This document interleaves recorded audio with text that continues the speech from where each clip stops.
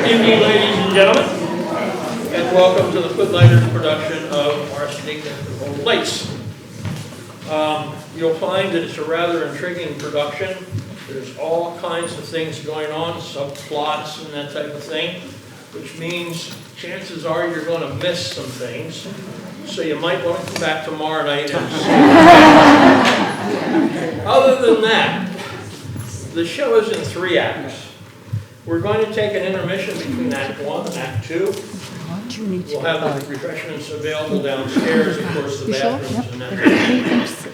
We're also going to be doing a 50-50. Now, the reason why we do the 50-50 is just look at the building. It's 100 and some years old. It takes a lot of maintenance, and the 50-50 is just used for the maintenance. So, just so you know. And it's simple enough. The tickets are $1 a piece, or 10 for $5, and so on. But we'll do all that at the end of the Act 1. At the end of Act 2, we will just lower the lights enough to change the set and bring them back up and continue the show. The show runs about 2 hours and 15 or 20 minutes, so we'll be done about 10:30. The first thing I have to remember is, but please take this, turn it off, so that at least it does not ring here, because of course the phone rings on stage and it might confuse the actors. Okay? So you will make sure that you turn that off. No texting, it always reminds me of these signs, no this, no that, and then at the bottom it says that, have fun. So, okay, well, I don't want you even to have fun. Please, take it off. The next show is called Nun-Crackers. It is a musical, it's a Christmas show, and it is a continuation of the series of nun musicals. And there's about 5 or 6 of the different nun musicals. This one just happens to be a Christmas show, and it will be opening here in the beginning of December. I think we've completed everything, so let's get the show underway.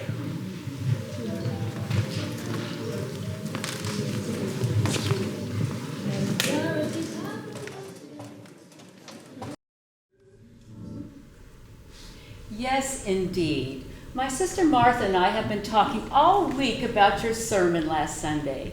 It's really wonderful, Dr. Harper, that in just 2 short years you've taken on the spirit of Brooklyn. Well, that's very gratifying, Miss Brewster. You see, living here next to the church all our lives, we've seen many ministers come and go. The spirit of Brooklyn, we always say, is friendliness. And your sermons are not so much sermons as friendly talks. Well, personally, I've always enjoyed my talks with Cardinal Gibbons. Or have I met him yet? No, dear, not yet. Are the biscuits good? Bully. Won't you have another biscuit, Dr. Harper? Oh, no, thank you. I'm afraid I'll have no appetite for dinner now. I always eat too many of your biscuits just so I can taste that lovely jam. But you haven't tried the quince. We always add a little apple to it to take the tartness out. Oh, no, thank you. We'll send you over a jar. No, you keep it here. That way I can be sure of having your biscuits with it. I do hope they don't make us use that imitation flour again. I mean, with this war trouble. It may not be very charitable of me, but I've almost come to the conclusion that this Mr. Hitler is not a Christian.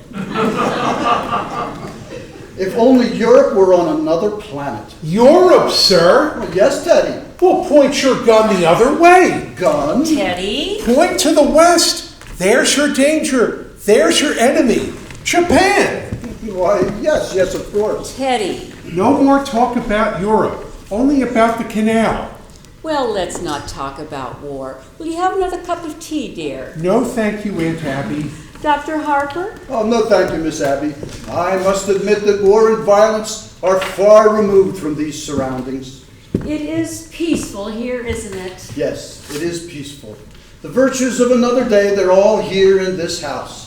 The gentle virtues, they went out with candlelight, good manners, and low taxes. This is one of the oldest houses in Brooklyn.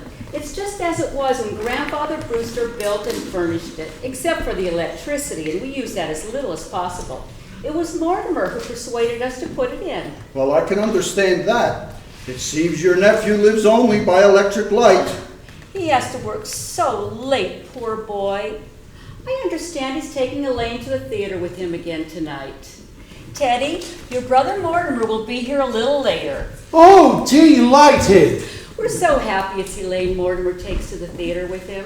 Well, it is a new experience, having to wait up until 3 a.m. for my daughter to be brought home. Oh, Dr. Harper, I hope you don't disapprove of Mortimer. Well... We'd feel so guilty if you did, Sister Martha and I, since it was here in our home that your daughter met Mortimer.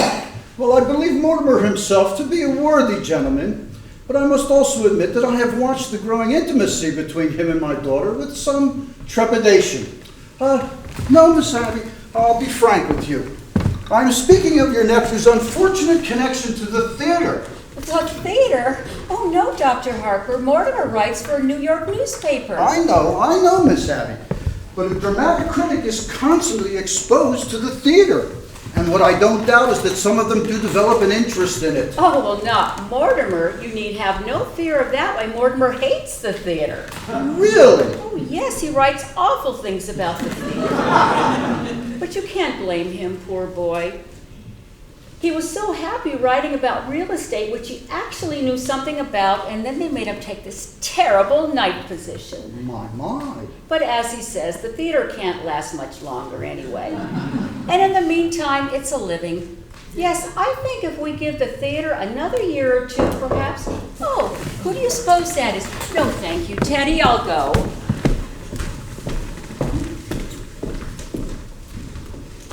Come in, Mr. Brophy. Hello, Miss Brewster. How are you, Mr. Klein? Very well, Miss Brewster.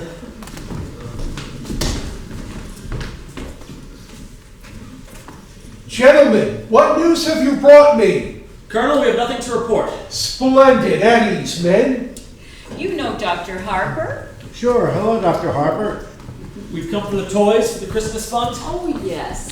That's splendid work you men do. Fixing up discarded toys so the poor children can have a happier Christmas. It gives us something to do when we have to sit around the station.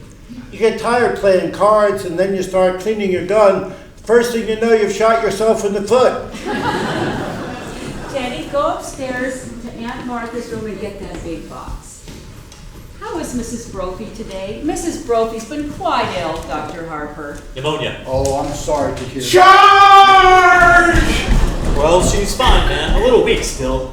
I'm going to get you some beef broth to take to her. Don't bother, Miss Abby. You've done so much for her already. We made it this morning. Sister Martha's taking some to poor Mr. Bininsky right now. I won't be a minute. Sit down. Be comfortable, all of you. She shouldn't go to all that trouble. Listen, try to stop her or her sister from doing something nice. And for nothing. They don't even care how you vote. Well, when I received my call to come to Brooklyn and moved in next door, my wife wasn't well. And when she died, and for the months before that, if I know what absolute kindness and pure generosity are, it's because I've known the Brewster sisters.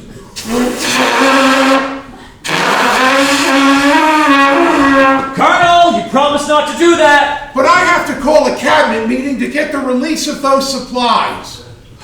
He used to do that in the middle of the night. The neighbors would raise Cain with us. They're a little afraid of him anyway. Oh, he's quite harmless. Suppose he does think he's Teddy Roosevelt. There's a lot worse people he could think he was. It's a damn shame. A nice family like this, hatching a cuckoo. Well, his father, the old girl's brother, was some sort of a genius, wasn't he? And their father, Teddy's grandfather, seems to me I heard he was a little crazy too. Yeah, crazy like a fox. He made $1 million. Really? Here in Brooklyn? Yeah. Patent medicine. He was a kind of quack of some sort. Old Sergeant Edwards remembers him. He used the house here as a sort of clinic. Tried him out on people. I hear he used to make mistakes occasionally too. The department never bothered him much because he was pretty useful in autopsies sometimes. Especially the poison cases. Well, whatever he did, he left his daughters fixed for life. Thank God for that. Not that they ever spent any of it on themselves. Yes, I'm well acquainted with their charities. You don't know a tenth of it. When I was with the Missing Persons Bureau, I was trying to trace an old man that we never did find. Do you know there's a listing agency that's got this house down on its list for furnished rooms? They don't rent rooms. But you can bet if anybody comes here looking for a room, they'll go away with a good meal and probably a few dollars in their kick. Just a way of digging up people to do some good to. Well, now isn't this nice? Hello, Miss Brewster. How do you do, Mr. Brophy? Dr. Harper. Oh, Mr. Klein. How are you, Miss Brewster? We dropped in to get the Christmas toys. Oh, yes, Teddy's Army Navy. They wear out so. They're all packed. The Colonel's upstairs after them already. It seems the cabinet has to okay it. Oh, yes, of course. I hope Mrs. Brophy is better. She's fine, man. She's just getting some soup for me to bring to her. Oh, yes, we made it this morning. I just took some to a poor man that broke ever so many bones. Oh, you're back, Martha. How is Mr. Bedinsky? Well, dear, it's very serious, I'm afraid. The doctor was there. They're going to amputate in the morning. Can we be present? No! I asked, and he said it was against the rules of the hospital. Well, you could be of no service, and you must save yourself something. Here's the broth, Mr. Brophy. Be sure it's good and hot. Yes, ma'am. Oh, this is fine. It'll make a lot of kids happy. That O'Malley boy is nuts about soldiers. Well, that's General Miles. I've retired him. Now, what's this? The Oregon? Excuse me. Oh, Teddy, put it back. No, this goes to Australia. Now, Teddy. Now, look, I've given my word to Fighting Bob Evans. But, Teddy. What difference does it make what kid gets it? Bobby Evans? Izzy Cohen? We'll run along, ma'am. And thank you very much. Not at all.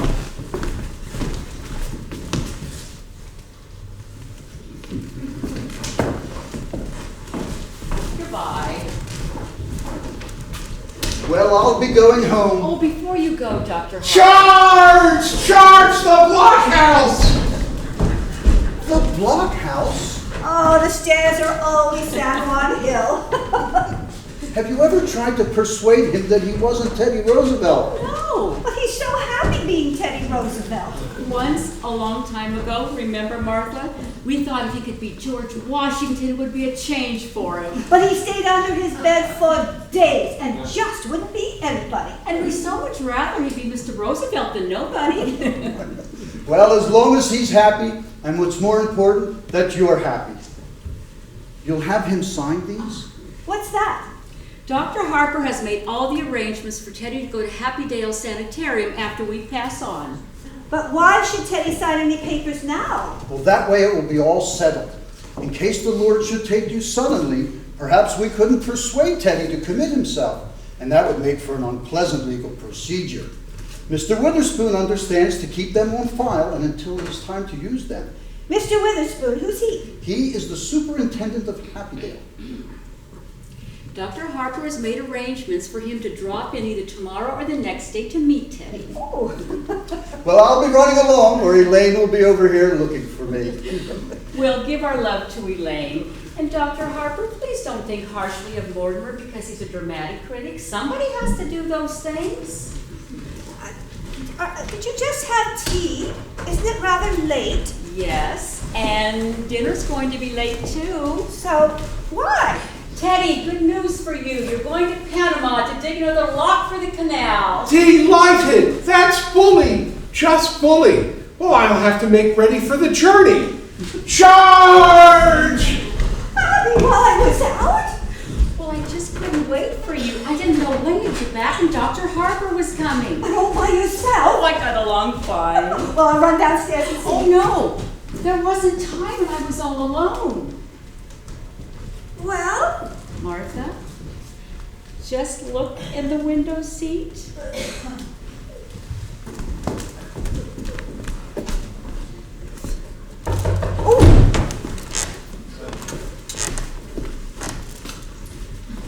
Oh, it's Elaine. Come in, dear. Good afternoon, Miss Abby. Good afternoon, Miss Martha. Oh, I thought Father was here. Oh, he just this minute left. Didn't you meet him? No, I took the shortcut through the cemetery. And Mortimer hasn't come yet. No, dear. Well, he asked me to meet him here. Do you mind if I wait? Oh, not at all. Why don't you sit down, dear? We're going to have to speak to Mortimer about doing this to you. Doing what? Well, he was brought up to know better. When a gentleman takes a young lady out, he should call for her at her own house. Oh, well, there's something about calling for a girl at a parsonage that discourages any man who doesn't embroider. Well, he's done this too often. We're going to speak to him. Oh, no, please don't. After young men whose idea of nightlife was to take me to prayer meeting, it's wonderful to go to the theater almost every night of my life. Well, it's comforting for us, too, because if Mortimer has to go see some of those plays he has to see, at least he's sitting next to a minister's daughter. Oh my goodness, Elaine, what must you think of us not having tea cleared away by this time? Oh, don't bother with anything in the kitchen until Mortimer comes, and then I'll help you. Mortimer should be here any minute now. Yes, and Father must have been surprised not to find me at home, so I should run over and say goodnight to him. Oh, that's a shame, dear, that you missed him. Now, if Mortimer comes, you tell him I'll be right back. Hello, Mort. Hello, Elaine. Hello, Aunt Martha.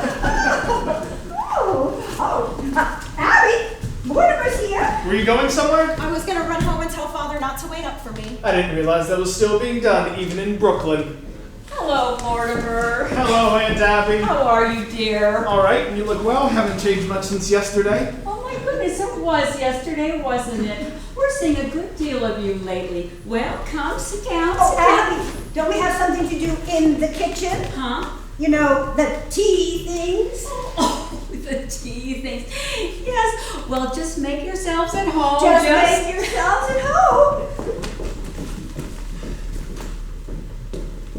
Well, can't you take a hint? No, that was pretty obvious. A lack of inventiveness, I should say. Yes, that's exactly what you'd say. Where do you want to go for dinner?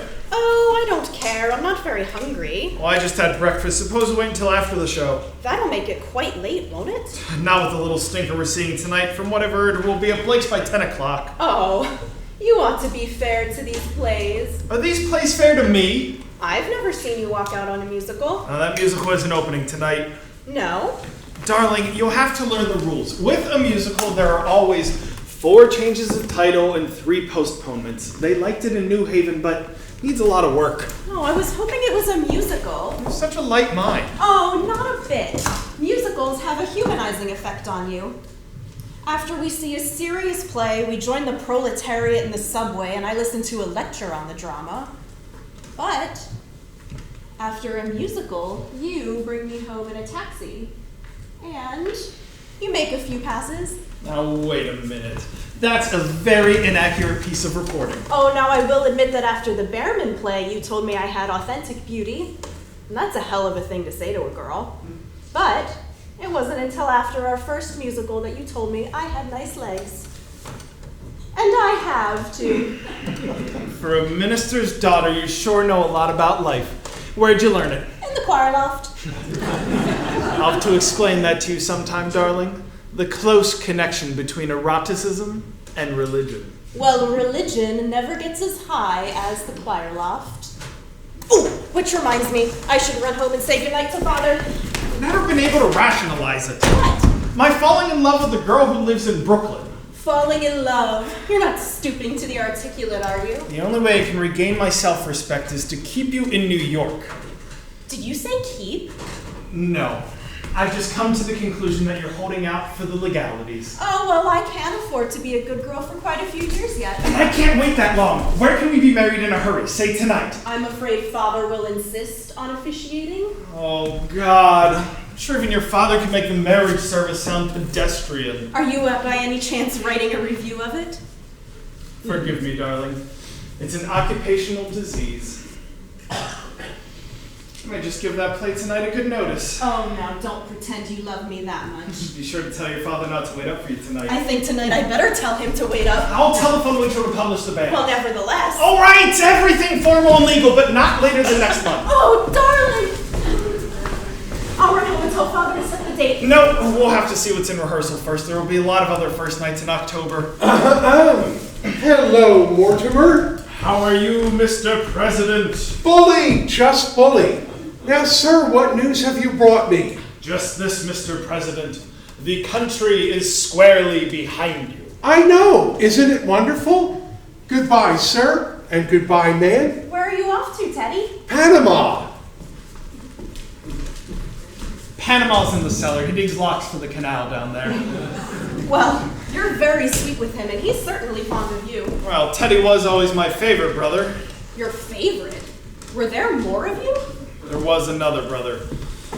Jonathan. Well, I've never heard of him, and your aunts have never mentioned him. No, we don't like to talk about Jonathan. He left Brooklyn at a very young age, by request. He's the sort of boy who liked to cut worms into with his teeth. And what became of him? I don't know. He wanted to become a surgeon like grandfather, but he didn't want to go to medical school first, and his practice got him into trouble. Aren't you two going to be late for the theater? No, we're skipping dinner. We'll have to leave for another half hour. Oh, well, that'll leave you two alone together again. Oh, don't bother, darling. I should run home and say goodnight to Father. Before I go out with you, he likes to pray over me a little. I won't be long. I'll take the shortcut through the cemetery. The prayer isn't too long. I'd have time to lead you beside distilled waters. Oh, Mortimer, that's the first time I ever heard you quote the Bible. We knew Elaine would be a good influence for you. By the way, I'm going to marry her. What? Oh, darling! Martha, come right in here. I've got the most wonderful news for you. Mortimer and Elaine are going to be married. Married? Oh, Mortimer! Oh, and it happened in this room. Oh, Elaine must be the happiest girl in the world. Happy. Well, just look at her leaping over those gravestones. Say, what's that? What's what, dear? On that statue. That's a Horndenita Carnina. No, that's Emma B. Stout ascending into heaven. No. On Mrs. Stout's left ear. That's a red-crested swallow. I've only seen one of those before in my life. I don't know how you can be thinking about a bird now. What with Elaine and the engagement and everything? Well, it's a vanishing species. Thoreau was very fond of them. By the way, last week I left a large envelope around here that contained one of my chapters of my book on Thoreau. Have you seen it? Well, if you left it here, it's here somewhere. Well, when are you going to be married? What are your plans? There must be something more you can tell us about Elaine. Elaine. Oh, yes, Elaine. She thought it was brilliant. What was, dear? My chapter on Thoreau.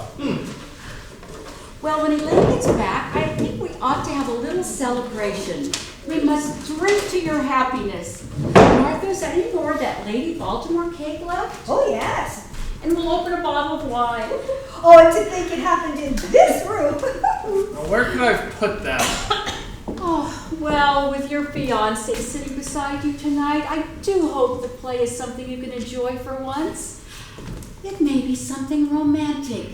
What's the name of it? Murder Will Out. Oh, dear. The first thing you see when the curtain opens will be a dead body.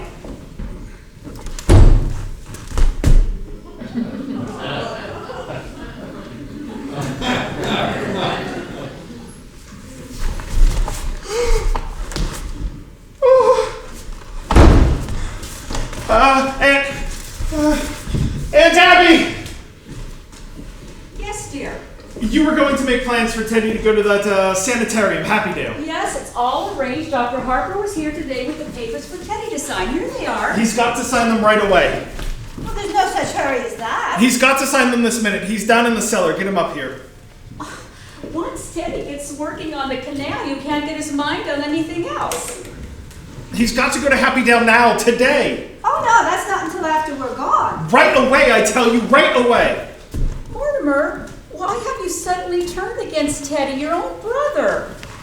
Look, darlings, I'm afraid I have some shocking news. Now, we've all got to try to keep our heads. You know we've always sort of humored Teddy because we thought he was harmless. Oh, he is harmless. He was harmless. That's why he has to go to Happydale, why he has to be confined. Mortimer, how can you say such a thing? As long as we live, we'll never be separated from Teddy. You've got to know sometime. It might as well be now.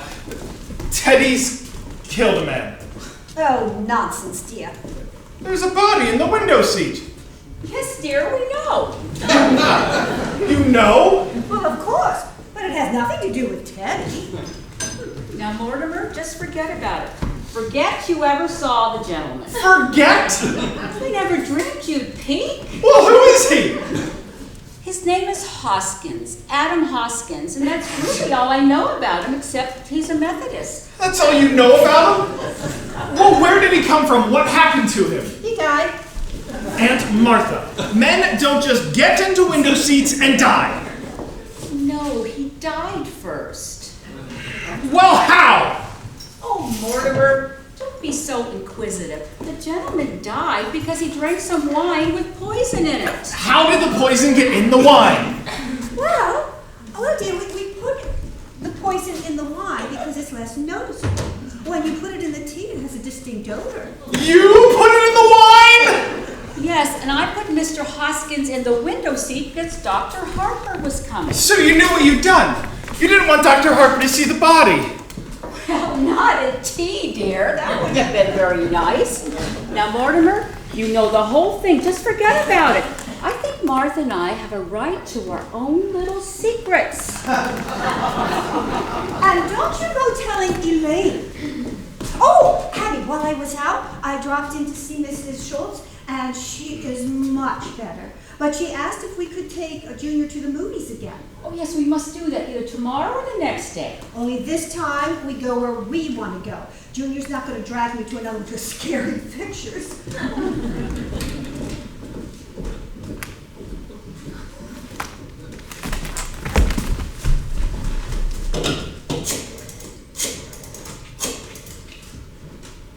Hello, City Desk. Hello, Al, do you know who this is? That's right. Say, Al, when I left the office, I told you I was going. Where did I say? Aha. Well, it'll take me about a half an hour to get to Brooklyn from here. What time have you got? That's right. Now I've got to be here. Aunt Abby, Aunt Martha, come in here. What are we going to do? What are we going to do? What are we going to do about what, dear? There's a body in there. Yes, Mr. Hoskins. Well, I can't just turn you over to the police, but what am I going to do? Well, for one thing, dear, stop being so excited. And for pity's sake, stop worrying. We told you to forget the whole thing. Forget Aunt Abby. Can't I make you realize that something has to be done? Now, Mortimer, you behave yourself. You're too old to be flying off the handle like this. But Mr. Hotchkiss! Hoskins, dear. Well, whatever his name is, you can't just leave him in there. We don't intend to, dear. No, Teddy's down in the cellar now digging the lock. You're going to bury Mr. Hotchkiss in the cellar? Well, of course, dear. That's what we did with the others. You can't just... Others? The other gentleman. When you say others, do you mean others like more than one others? Oh, yes, dear. Let me see. This is 11, isn't it, Abby? No, dear. This makes 12. No, I think you're wrong, Abby. It is only 11. No, dear, because I remember when Mr. Hoskins first came in, it occurred to me he would make an even dozen. But I don't think you should count the first one. Well, I was counting the first one, so that makes 12. Hello? Hello? Oh, hello, Al. My, it's good to hear your voice. Anyway, they're all down in the cellar. Shh! What's that? No, I'm sober as a lark. Just feeling a little parent. Well, you wouldn't understand. Look, Al, I can't cover the plate tonight. Get a hold of George. No, it's not that. I'll explain it to you tomorrow. Well, George has to cover the show tonight. It's my department and I'm running it. You get a hold of George. Now, where were we? 12? Well, yes, Abby thinks we should count the first one, and that makes 12. Now, who was the first one? Mr. Midgley, he was a Baptist. Now, I really think we can't take full credit for him because he just died. Martha means without any help from us. You see, Mr. Midgley came here looking for a room. That was right after you moved to New York. And it didn't seem right to let that lovely room go to waste. And he was such a lonely old man. All his kith and kin were dead and left him so forlorn and unhappy.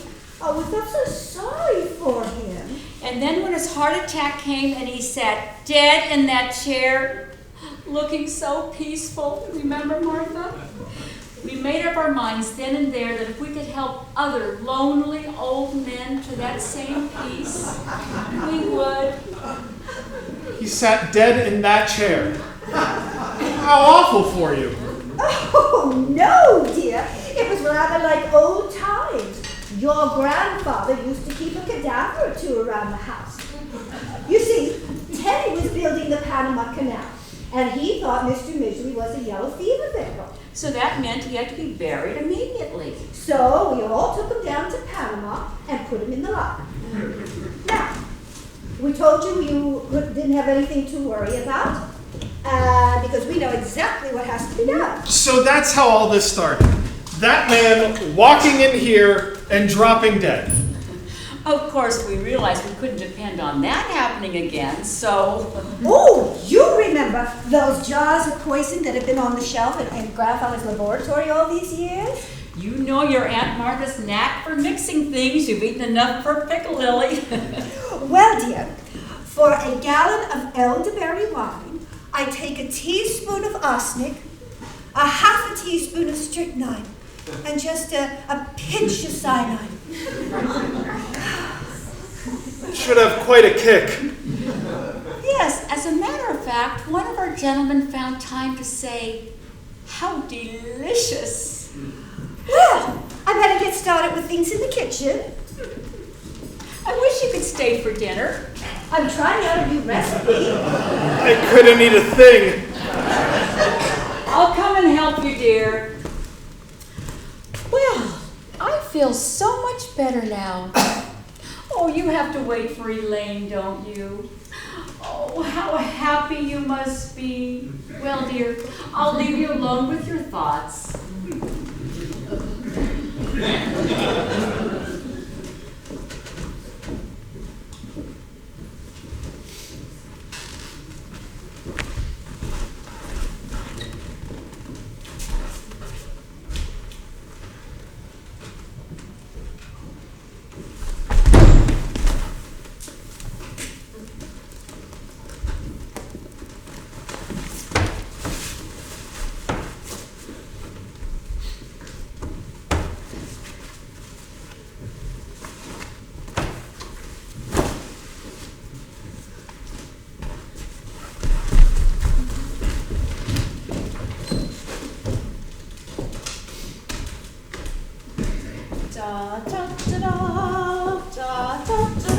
Oh, it's you.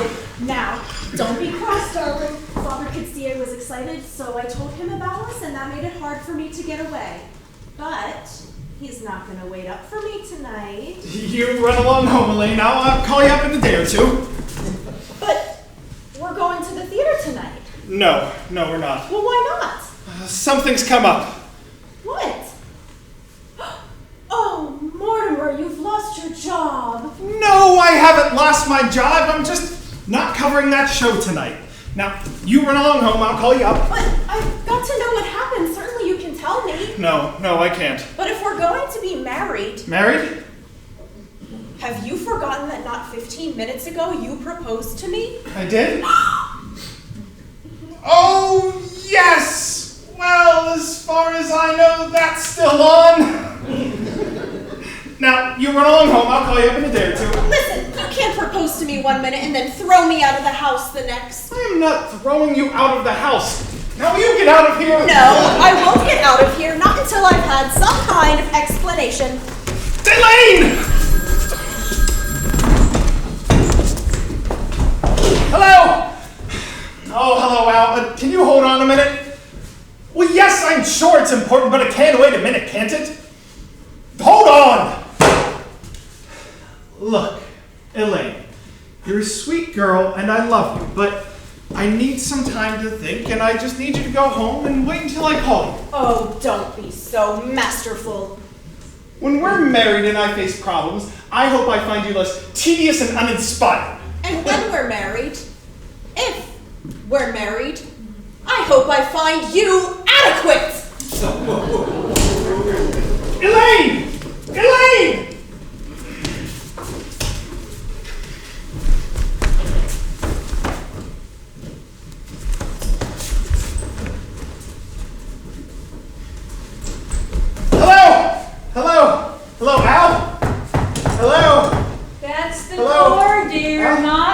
telephone. Hello? How do you do? Come in. I understand you have a room for rent. Yes, won't you step in? Are you the lady of the house? Yes, I'm Miss Brewster, and this is my sister, another Miss Brewster. My name is Gibbs. Well, won't you sit down? I'm sorry, we were just setting the table for dinner. Hello, let me speak to Al again. City desk. Al! City desk! What? I'm sorry, wrong number! May I see the room? Oh, why don't you sit down first and let's get acquainted? That won't do much good if I don't like the room. Is Brooklyn your home? Having a home, live in a hotel, don't like it. City desk. Are your family Brooklyn people? I haven't any family. All alone in the world? Yep. Well, Martha. Well, you've come to just the right house. Do sit down. Hello, Al. Good morning. Sorry, we got cut off. Look, I can't cover the plate tonight. That's all there is to it. I can't. What church do you go to? There's an Episcopal church practically next I'm door. Presbyterian. Used to be. Oh, what's George doing in Bermuda? Well, of course I told him he could go to Bermuda. It's my department, isn't it? Well, you've got to find something to cover the plate tonight. There must be somebody around the office. Is there always this much noise? Oh, he doesn't live with us. There's got to be somebody there. Say, Al, what about the office boy, the bright one, the one we don't like? Oh, you look around the office, I'll hold on. I'd really like to see the room. Well, it's upstairs, but won't you try a glass of our wine before we start up? Never touch it. We make it ourselves. Elderberry wine. Elderberry wine. I haven't tasted elderberry wine since I was a boy. Thank you. Oh, there must be some printers there. What about the boy who sets my type? He ought to know about what I'd write. His name's Joe. He's the third machine from the left. Do you have your own elderberry bushes? No, but the cemetery is full of them. No, I haven't been drinking. But I'm going to start now. Do you serve meals? We might, but first see whether you like our wine. Oh, Mortimer! Mortimer, not that!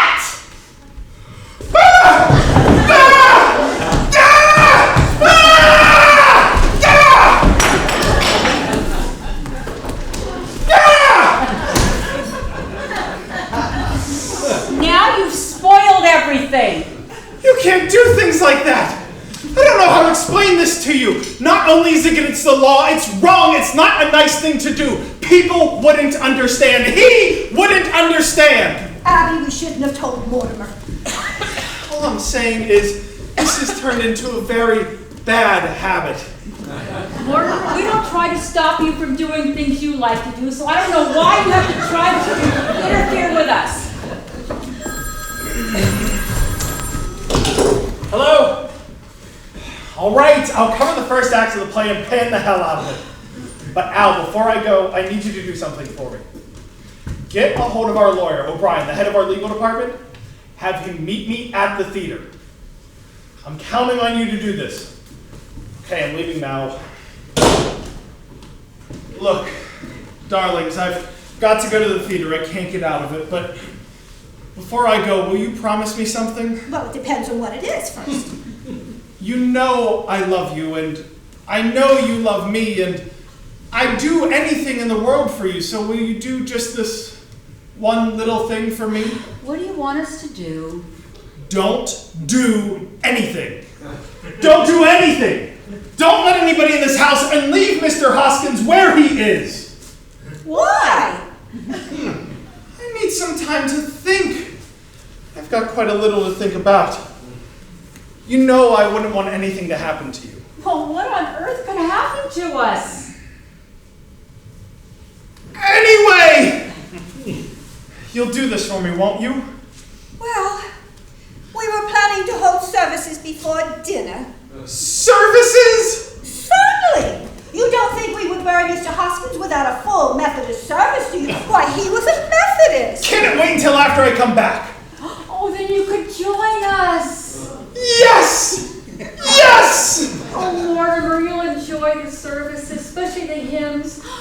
remember how beautifully Mortimer sang in the choir before his voice changed?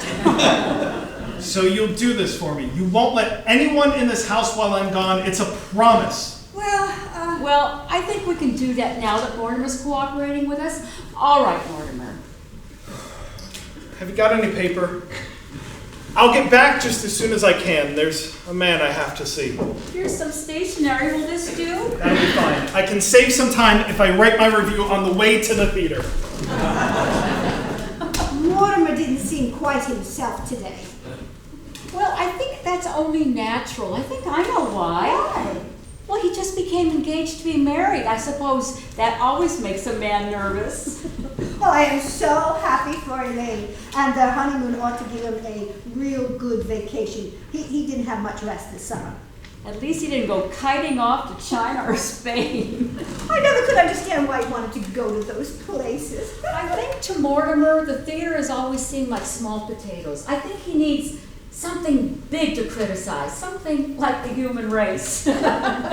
Oh, Abby, if Mortimer's coming back for the services for Mr. Hoskins, we'll need another hymnal. There's one in my room. You know, dear, it's really my turn to read the services, but since you weren't here when Mr. Hoskins came, I want you to do it. Oh, are you sure, dear? You really want me to do it?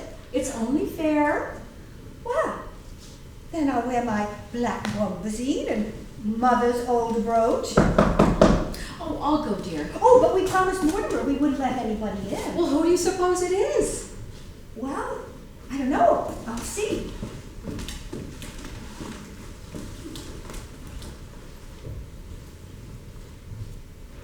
Well, it's two men, and I've never seen them before. Are you sure? Well, there's a car by the curb. They must have come in that. Well, let me look. Do you recognize anybody? They're strangers to me. Well, then let's just pretend that we're not at home.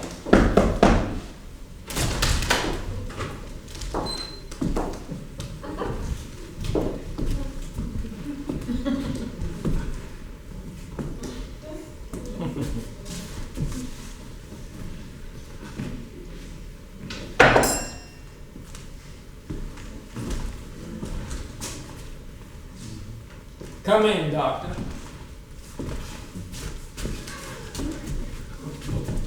This is the home of my youth. As a boy, I couldn't wait to escape from this place. Now I can't wait to escape right back into it. Yeah, Johnny, it's a fine hideout. The family must still live here. There is something so mistakenly Brewster about the Brewsters. I hope there's a fetid calf here waiting for the return of the prodigal. Oh, yeah, Johnny, I'm hungry. Oh, look, Johnny, drinks. As though we were expecting, a good omen. Who are you? What are you doing here? Why, Aunt Abby, Aunt Martha, it's Jonathan. You get out of here. I am Jonathan, your nephew, Jonathan. Oh, no, you're not. You're nothing like Jonathan. Don't pretend that you are. You just get out of here. But I am Jonathan, and this is Dr. Einstein. And he's not Dr. Einstein either. Not Dr. Albert Einstein. Dr. Herman Einstein. Who are you? You're not our nephew, Jonathan. And so you're still wearing that lovely garnet ring that Grandma Brewster bought you in England? And you, Aunt Martha, still the high collar to hide the scar where grandfather's acid burned you? His voice is like Jonathan's. Have you been in an accident? No, my face. Dr. Einstein is responsible for that. He's a plastic surgeon. He changes faces. I've seen them face before. Remember when we took Junior to the movies and I was so frightened? Oh, it was that face. Easy, Johnny, easy. Don't worry, ladies. The last 5 years I give Johnny 3 new faces. I give him a new one by the day. This last face, I saw that picture too. Oh, just before I operated, I was intoxicated. You see, Doctor, you see what you've done to me in my own family. Johnny, you're home now in this lovely house. Oh, how often he tells me about Brooklyn, about this lovely house, about the ants that he loves so much. Oh, Johnny, they know you. You know it's Jonathan. Speak to him. Well, tell him so. Well, Jonathan, it's been a long time. What have you been doing all these years? Yes, Jonathan, where have you been? Oh, England, South Africa, Australia. The last 5 years, Chicago. Dr. Einstein and I were in a business there together. Oh, we were in Chicago for the World's Fair. Yeah, we found Chicago awfully warm. It got hot for us too. Well, it's wonderful to be in Brooklyn again. And you, Aunt Abby, Aunt Martha, you don't look a day older. You're just as I remembered you. Sweet, charming, hospitable. And what about your Teddy? Did he get into politics? My little brother Teddy, doctor, was determined to become president. Oh, Teddy's fine, just fine, and Mortimer's well too. I know about Mortimer. I've seen his picture at the head of his column. He's evidently fulfilled all the promise of his early nasty nature. We're very fond of Mortimer. Well, Jonathan, it's very nice to have seen you again, and... Bless you, Aunt Martha. It's so good to be home again. Well, Martha, we mustn't let what's on the stove boil over. Oh, well, if you'll excuse us for a few minutes, unless you are in a hurry to go somewhere.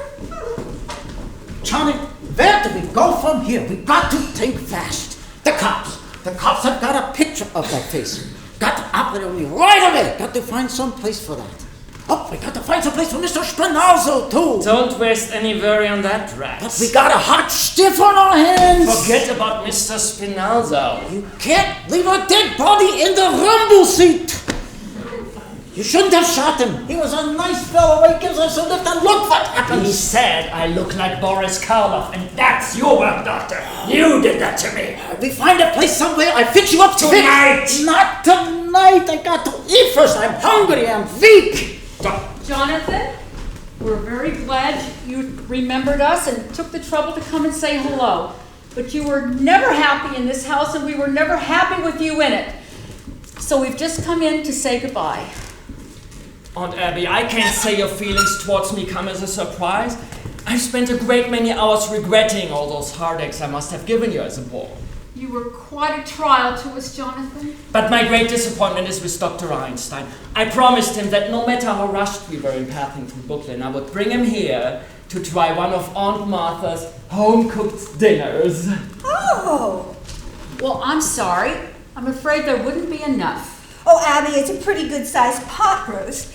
Pot roast? And the least we can do is... Thank you, Aunt Martha. We'll stay to dinner. Oh, yes. Well, we'll just hurry it along.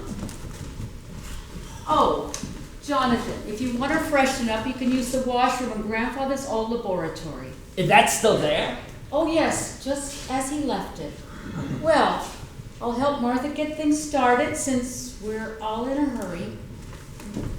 Well, we get a meal anyway. Grandfather's laboratory, and just as he left it, Doctor, a perfect operating room. Too bad we can't use it. Once you're finished with me, we'll make a fortune here. The laboratory, the great ward in the attic, 10 beds, Doctor, and Brooklyn is crying for your talents. Why work yourself up, Johnny? Besides, for Brooklyn, I think we are a year too late. You don't know this town. Practically everybody here wants a new face. So many of the old faces are locked up. Just a very few percentage. And the boys in Brooklyn are famous for paying generously to stay out of jail. Easy, Johnny, easy. Besides, your aunts don't want us. You're invited for dinner, aren't we? Yeah, but after dinner. Leave it to me, Doctor. I'll handle it. This will be our headquarters for years. Oh, that would be beautiful. Oh, this nice quiet house. Oh, and those aunts of yours, such sweet ladies. Oh, I love them already. I get the bags, yeah. Doctor, we must be invited first. But you just said we'll be invited. And if they say no? Doctor, two helpless, innocent old women? Well, it's like comes to a beautiful dream. Only, I hope you're not dreaming, Johnny. But it is so peaceful. That's what makes this house so perfect for us. It is so peaceful. Charge!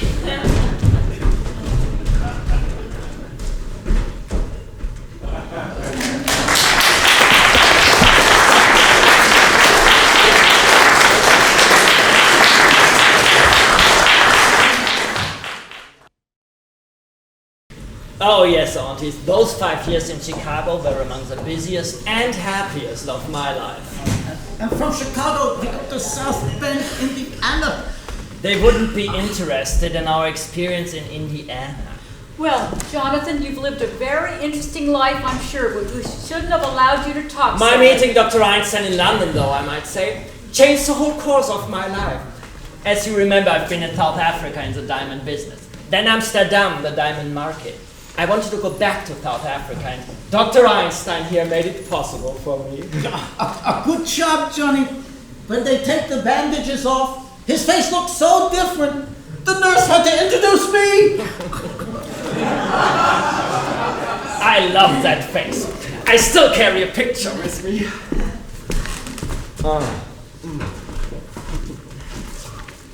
Well, that looks more the way you used to look, but I still wouldn't know you. I think we'll go back to that face, Doctor. Yeah, it's safe now.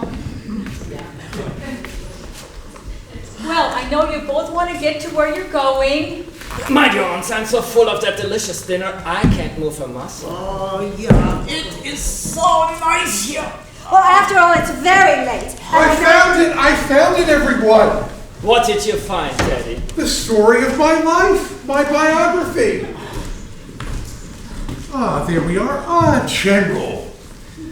This was the picture I was telling you about. That is the two of us here at the Calabria Cut. That's me, President Roosevelt, and that's you, General Guffels. Hi, no, I have changed. That's because the picture hasn't been taken yet. We haven't even started work on Calabria Cut. We're still digging the new locks on the Panama Canal. Now.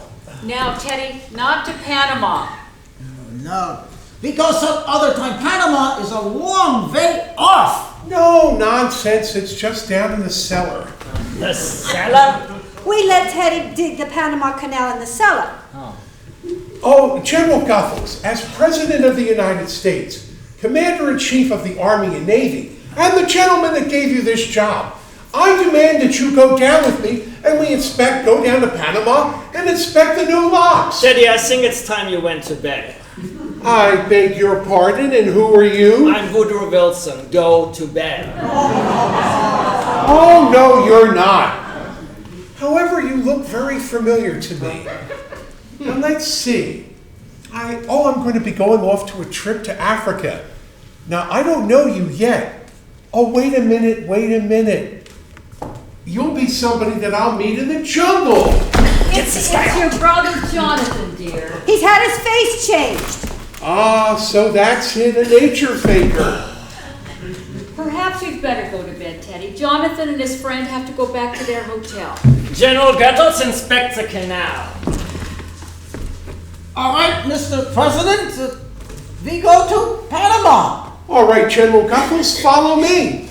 It's down south, you know. Oh, and this is for you. Come along. Bon voyage.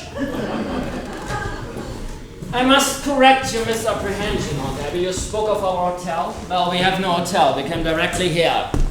Well, there's a nice little hotel. Aunt Martha, this is my home. You can't stay here. We need our rooms. Oh, you need them? For our lodgers. You have lodgers here? Well, not just yet, but we plan to have some. So my old room is still available. But there's no place for Dr. Einstein. He'll share the room with me. No, Jonathan, I'm afraid you can't stay here. Dr. Einstein and I need a place to sleep. You remember this afternoon that as a boy I could be very disagreeable? It wouldn't be pleasant for any of us. Perhaps we should let them stay tonight. Well, just overnight, Jonathan. That's settled. Now please get my room ready. Well, yeah. We keep it ready to show our lodgers. I think you and Dr. Einstein will find it comfortable. You have a most distinguished guest, Dr. Einstein. I'm afraid you don't appreciate his skill, but you will. In a few weeks from now, I will be looking like a very different Jonathan. We can't operate on you here. When Dr. Einstein and I get organized, when we resume practice, I forgot to tell you, we are turning grandfather's laboratory into an operating room. I expect to be quite busy. Jonathan, we will not let you turn this house into a hospital. A hospital? Heavens, now. It will be a beauty parlor. Hey, Johnny, down in the cellar! Dr. Einstein, my dear aunts have invited us to live with them. Oh, you fixed it! Well, you're sleeping here tonight. Get my room ready immediately. For tonight. Johnny, when I am down in the cellar, what do you think I find? What? The Panama Canal! The Panama Canal. It fits Mr. Spinoza just fine. It's a whole teddy dog, 6 feet long, 4 feet wide. Down there? You think they knew we were bringing Mr. Spinoza along? That is hospitality. Rather a good joke on my own. They're living with a dead body buried in their cellar. How do we get him in? Yes, we can just walk him through the door. Oh. We'll drive the car up between the cemetery and the house. Then, when they've gone to bed, we'll bring Mr. Spinaldo in through the window. Oh, bed. Just think we got a bed to sleep in tonight. See, doctor, remember you're operating tomorrow, and this time you better be sober. Don't worry, I'll fix you up beautiful. And if you don't, Jonathan, your room is ready. then you two can go to bed. We are moving the car up behind the house. Oh, it's all right where it is until morning. I don't want to leave it in the street. That might be against the law. Abby, what are we going to do? Well, we're not going to let them spend more than one night in this house, for one thing. What will the neighbors think? People coming in with one face and going out with another? What are we going to do about Mr. Hoskins? Oh, Mr. Hoskins. Oh, it can't be very comfortable for him in there. And he's been so patient, poor dear. I think we better get Teddy to take Mr. Hoskins downstairs right away. Abby, I am not going to invite Jonathan to the services. Oh, no, we'll wait till they've gone to bed, and then we'll come down and hold services. General Duffels was very pleased with the Panama Canal. He said it was just the right size. Teddy, there's been another yellow fever victim. Oh my goodness, this will become as a shock to the general. Then we mustn't tell him about it. But it's his department. No, we mustn't tell him. It'll just spoil his visit. Well, it's out of my hands, Aunt Abby. He has to be told. Army regulations, you know. We must keep it a secret. Yes!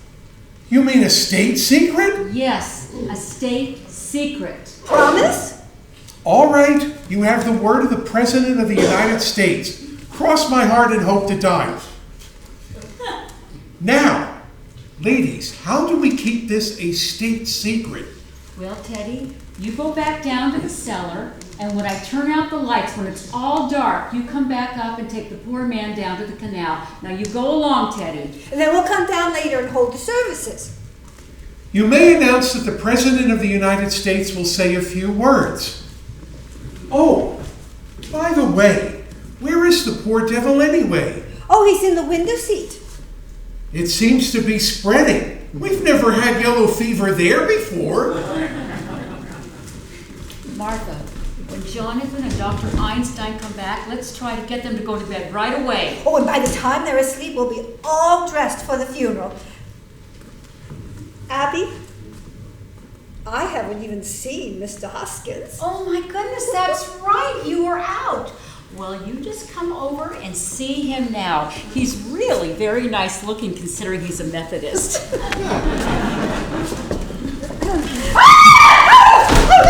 We are moving the luggage in through here.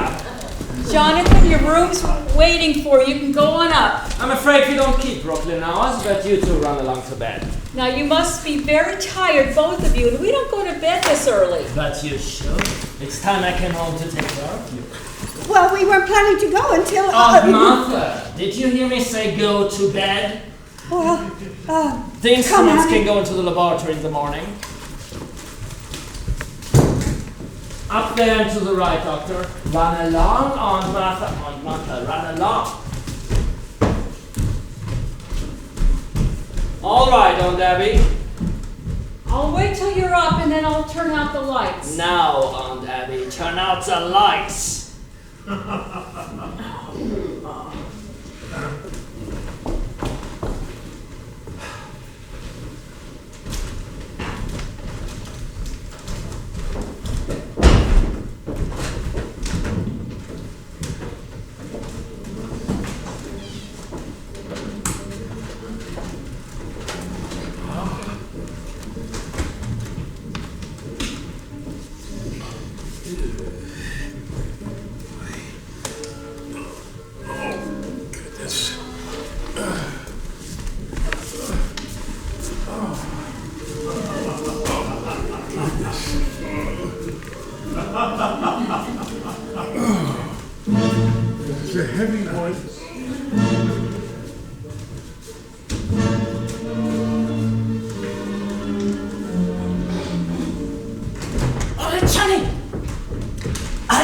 you open, you go around the house and hand him through. No, he is too heavy for me. You go ahead and push. I stay here and pull. Then together we take him to Panama. All right. I take a look around outside the house. When I tap on the glass, you open the window. Attention!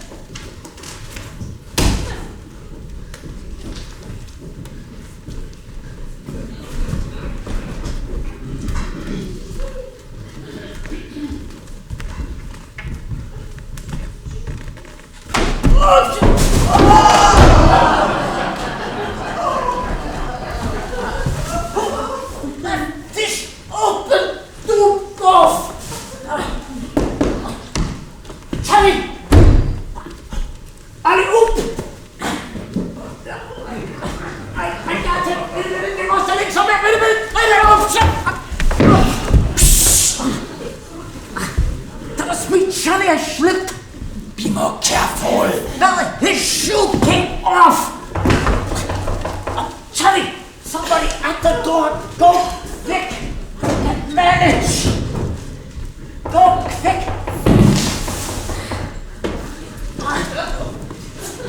Charlie, I can manage it!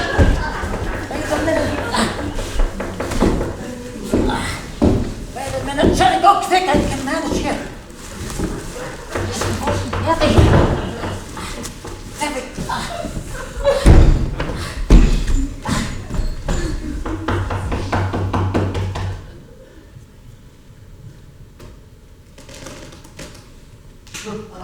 Miss Abby? Miss Martha?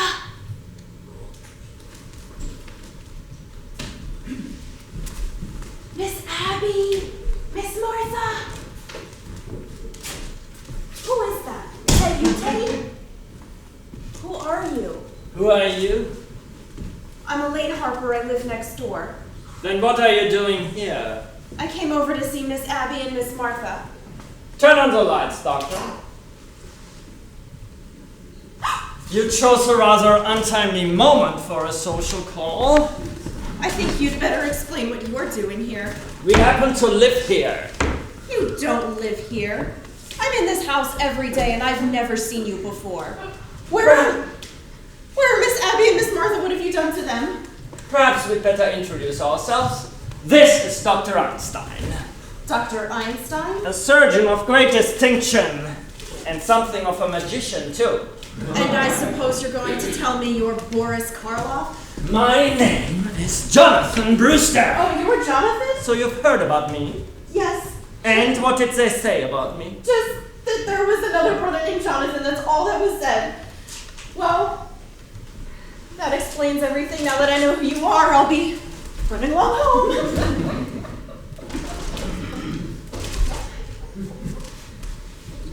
If you'll kindly unlock the door.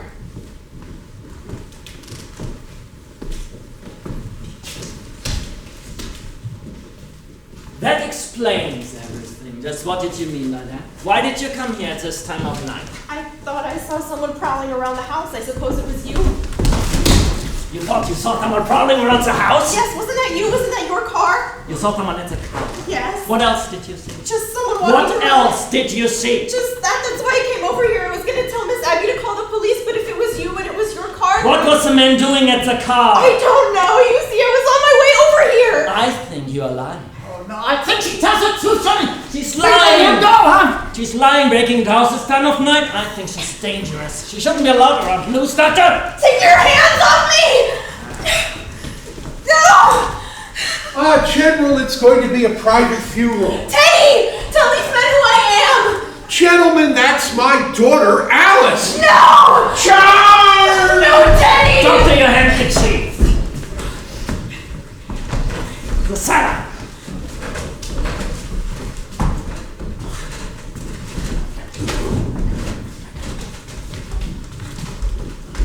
What's the matter? What's going on down there? What's the matter? What are you doing? We caught a burglar, sneak thief. Go back to your room. Well, we'll call the police. We called the police. We'll handle it. Go back to your room. You hear me?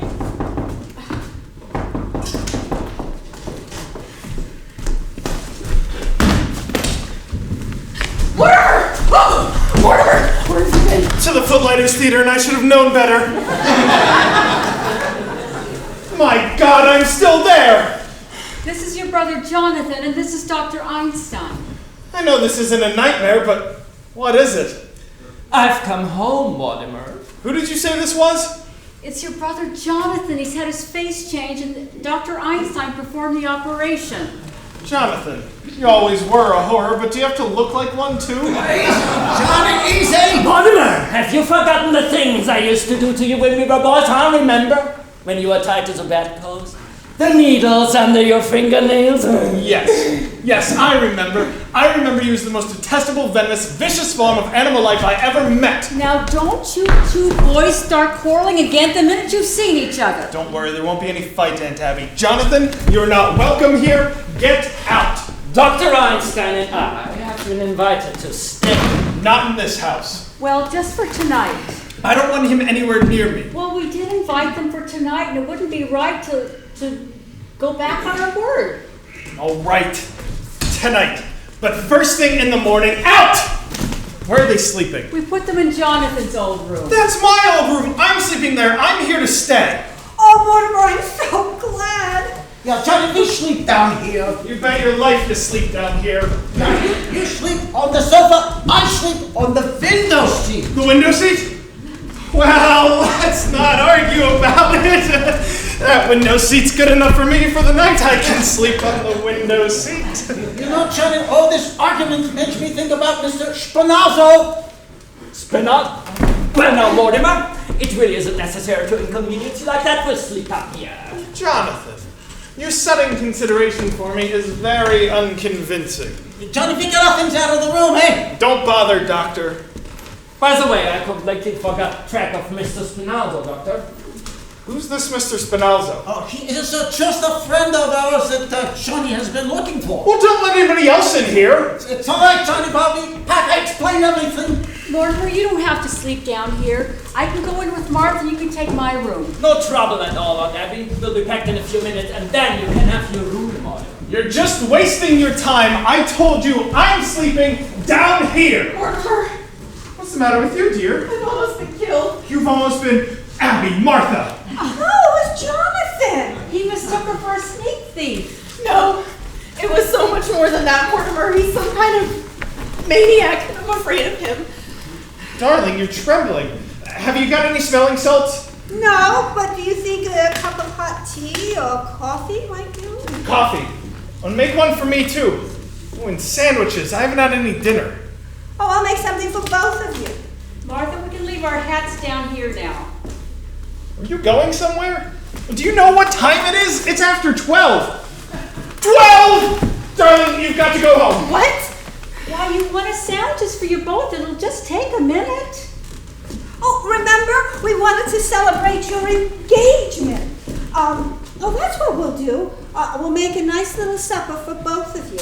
And we'll open a bottle of wine. All right. No wine! Mortimer, what is going on in this house? What do you mean what's going on in this house? Well, you were supposed to take me to dinner in the theater and you called it off. And then you asked me to marry you. I said I would, and 15 minutes later you were throwing me out of the house. And then tonight, just after your brother tries to strangle me, you want to chase me home. Now listen, Mr. Brewster, before I go, I want to know where I stand. Do you love me? Of course I love you, Elaine. I love you so much, I can't marry you. Have you suddenly gone crazy? I don't think so, but it's just a matter of time. You see, insanity runs in the Brewster household. Practically gallops. That's why I can't marry you, dear. No, you've got to do better than that. No, the whole family. There's a strange taint in the Brewster blood. No, just because Teddy is a Oh, little... it's more than just Teddy. The very first Brewster, the one who came off the Mayflower. You know, in those days, the Indians used to scalp the settlers. He used to scalp the Indians. Oh, Mortimer, that's ancient history. No, it's the whole family. Take my grandfather, for example. He tried his patent medicines on dead people. To be sure, it wouldn't kill them. Well, he wasn't so crazy. I mean, he made $1 million. And then there's Jonathan. Well, you just said that he's a maniac, that he tried to kill you. But he's your brother, not you. I'm in love with you. And then there's Teddy. Well, you know Teddy. He thinks he's Roosevelt. No, dear, no Brewster should marry. If I'd met my father in time, I'd have stopped him. Now, darling, all this doesn't prove you're crazy. Look at your aunts. They're Brewsters, aren't they? And the sanest, sweetest women I've ever known. Even they have their peculiarities. Well, I mean, yes, but what lovely peculiarities. Kindness, generosity, human sympathy. There's another one! Oh, Mortimer, there are plenty of others. You can't tell me anything about your aunts. And I'm not going to. Look, Elaine, something's come up. You've got to go home. From where we're here alone together. I know I'm acting irrationally, but just put it up to the fact I'm a mad Brewster. Listen. If you think you can get out of this by pretending you're insane, you're crazy. Maybe you're not going to marry me, but I'm going to marry you. I love you, you dope. Well, if you love me so much, will you get the hell out of here? Well, at least take me home, won't you? I'm afraid. Afraid of a little walk through the cemetery. Well, will you kiss me goodnight? Of course, dear.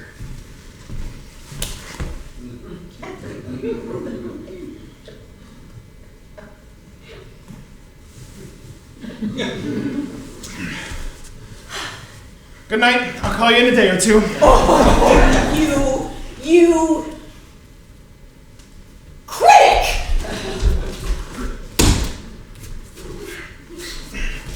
Aunt Abby, Aunt Martha, come in here. We'll be in a minute, dear. Come in here now. Yes, dear, what is it? Where is Elaine? I thought you promised not to let anyone in this house while I was gone. Well, Jonathan just walked. I don't mean Jonathan. And Dr. Einstein just... I don't mean Dr. Einstein. Who's that in the window seat? We told you, Mr. Hoskins. That is not Mr. Hoskins.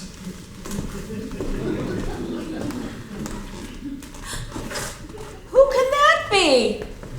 Are you trying to tell me you've never seen this man before? I certainly am. Well, this is a fine how do you do. It's getting so anybody thinks they can just walk into this house. Aunt Abby, don't you try to get out of this. That's another one of your gentlemen. Mortimer, how can you say such a thing? That man's an imposter, and if he came here to be buried in our cellar, he's mistaken. Abby, you admitted to me that you put Mr. Hoskins in the window seat. Yes, I did. Well, he didn't just get the idea from Mr. Hoskins. By the way, where is Mr. Hoskins? He must have gone to Panama. Oh, you buried him? Well, not yet. He's just down there waiting for the services, poor dear. We haven't had a moment. What with Jonathan in the house? Oh, dear, we always wanted to hold a double funeral. But I will not read services over a total stranger. The stranger? Aunt Abby, how do you expect me to believe you? You admitted to me that there are 12 graves in the cellar, and you poisoned them. Yes, I did, but you don't think I'd stoop to telling a fib? Abby! Oh, Mortimer, I'd like to have a word with you. A word's about all you have time for, Jonathan. I've come to the conclusion that you and Dr. Einstein have to get out of this house and just as quickly as possible. I'm so glad you recognize the fact that you and me can live under the same roof. But you've arrived at the wrong conclusion. Pack your suitcase and get out. Jonathan, you're beginning to bore me. You've played your one-night stand in Brooklyn. Now move on. Mortimer, just because you've graduated from the back fence to the typewriter, don't think you've grown up. I'm staying and you are leaving, and I mean now. Jonathan, if you think I can be frightened, if you think there's anything I fear... Mortimer, I've lived a strange life, but it's taught me one thing, to be afraid of nothing. Martha, just come and look what's in that window seat. No, Aunt Abby! Yes, Jonathan. Let Aunt Martha see what's in the window seat. Aunt Abby, I owe you an apology. I have some very good news for you. Jonathan is leaving. And he's taking Dr. Einstein and their cold companion with him. Jonathan, you're my brother, you're a Brewster. I'm going to give you the chance to get out of this house and take the evidence with you. You can't ask for more than that. All right, I'll have to call the police. Don't reach for the telephone! Are you still giving me orders after you've seen what happened to Mr. Spinaldo? Benalzo? I knew he was a foreigner. What happened to Mr. Spinaldo can happen to you too.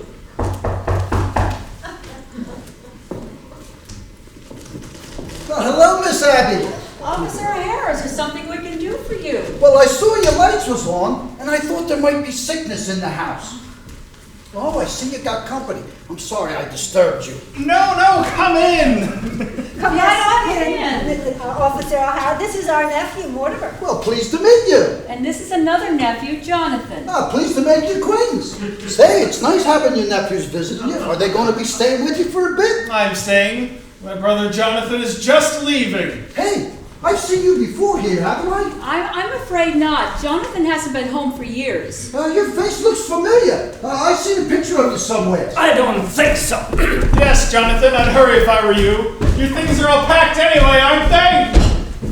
Well, I'll be letting you say your goodbyes. I'll be running along. No, Officer O'Hara, I'd at least like you to stick around until my brother goes. Well, I just stopped in to make sure everything was all right. Oh, well, we were just about to have some coffee. Won't you join us? I forgot the coffee.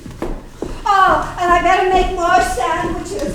I should know your appetite by now, Officer O'Hara. Don't bother. I gotta be ringing in a few minutes. You have time for a cup of coffee? My brother will be gone soon. Here, sit down.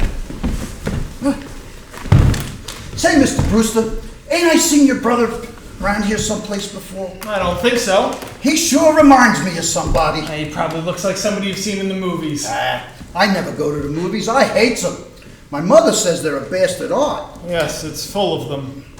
Your mother said that? Yeah, she's an actress, a stage actress. Perhaps you've heard of her, Peaches Latour. Sounds like a name I've seen in a program. What's she play? Well, her big hit was Mutt and Jeff. Ran for 3 years. I was born on 3rd season. You were? Yeah, Sioux City, Iowa. I was born in the dressing room at the end of the 2nd act, and my mother made the finale. What a trooper.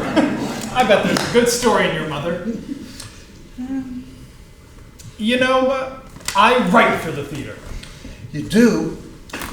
Say, are you Mortimer Brewster, the dramatic critic? I am. No, I certainly am glad to meet you. You know, you and me is in the same line of business. We are? Yep. I'm a playwright. This being on the police force is just a temporary thing.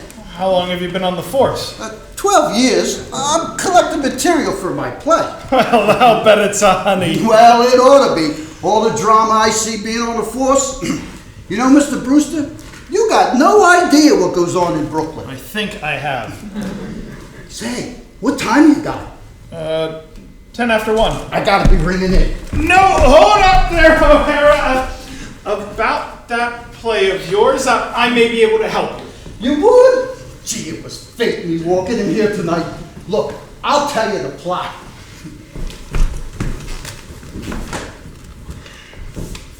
Oh, on your way out, are you? Good, you haven't got much time, you know. Well, everything's almost ready. Oh, are you leaving now, Jonathan? Well, goodbye. Goodbye, Dr. Einstein. Oh, doesn't this case belong to you? Yes, Jonathan, you can't go without taking all of your things. O'Hara, well, it was nice to meet you. We'll get together and talk about that play sometime. No, Mr. Brewster, I ain't leaving yet. Why not? Well, you told me you was going to have me write my play. You and me's going to write my play together. I can't do that, O'Hara. I'm not a creative writer. I'll do the creating. You just put down the words. But O'Hara, No, I ain't leaving this house till I tell you the plot. In that case, Mortimer will be running along. Don't you try that, Jonathan. I told you, you can't go without taking everything with you. Well, O'Hara, you can just run along. My brother's just going. I can wait. I've waited 12 years. Oh, I'm sorry it took so long. Don't bring that in here. O'Hara, would you care to join us for a bite in the kitchen? The kitchen? Jonathan's leaving. Oh, nice. Come along, Officer O'Hara. You sure you don't mind eating in the kitchen? But where else would you eat? Well, goodbye, Jonathan. Nice having seen you again. Yes, Jonathan. I'm glad you came back to Brooklyn because it gives me a chance to throw you out. And the first one out is your boyfriend, Mr. Spinalzo. Hey, Mr. Brewster! We can talk in here. Coming right out! I might have known you'd grown up to write a play with a policeman. Now get out. All three of you! Doctor, this affair between me and my brother's got to get settled. Johnny, we got troubles enough. Your brother gives us a chance to get away. What more could you You ask? don't understand. This goes back a great many years. Let's just get going. We are not going. We are staying right here tonight. With a cop in the kitchen and Mr. Spinoza in the window seat. That's all they've got on us. We'll take Mr. Spinoza down, dump him in the bay, and come right back. Oh, no. Then when he tries to interfere... Not Johnny. Doctor, you know when I make up my mind. Yeah, when you make up your mind to lose your head, Brooklyn ain't a good place for you. Doctor! All right. We got to stick together. Someday we get stuck together. If we're coming back, we got to take these with us. No, leave them here. Hide them in the cellar. Move fast.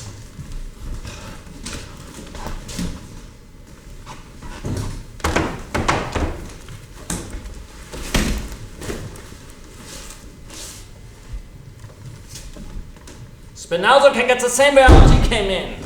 Johnny, come quick! What's the matter? You know that hole in the cellar? Yes? We got an ace in the hole. Come I show you.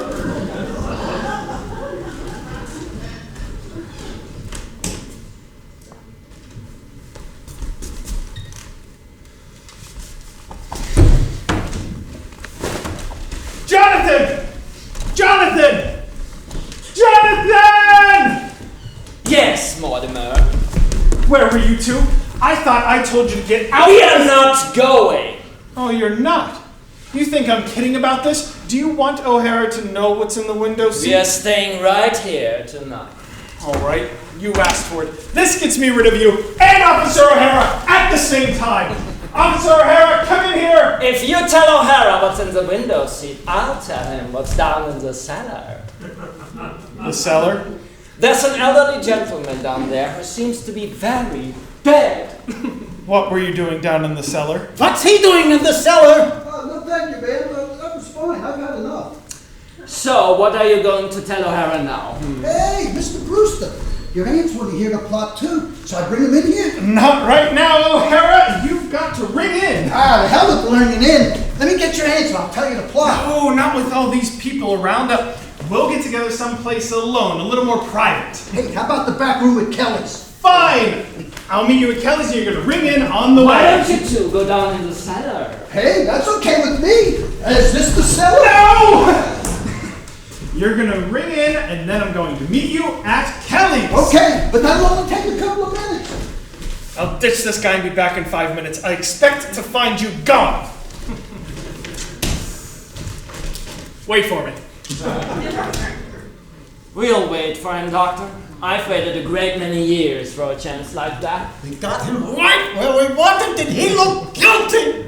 Take the bags back up to our room, Doctor. Have they gone? Oh, we thought we heard somebody leave. Oh, that was just Mortimer. He'll be back in a few minutes.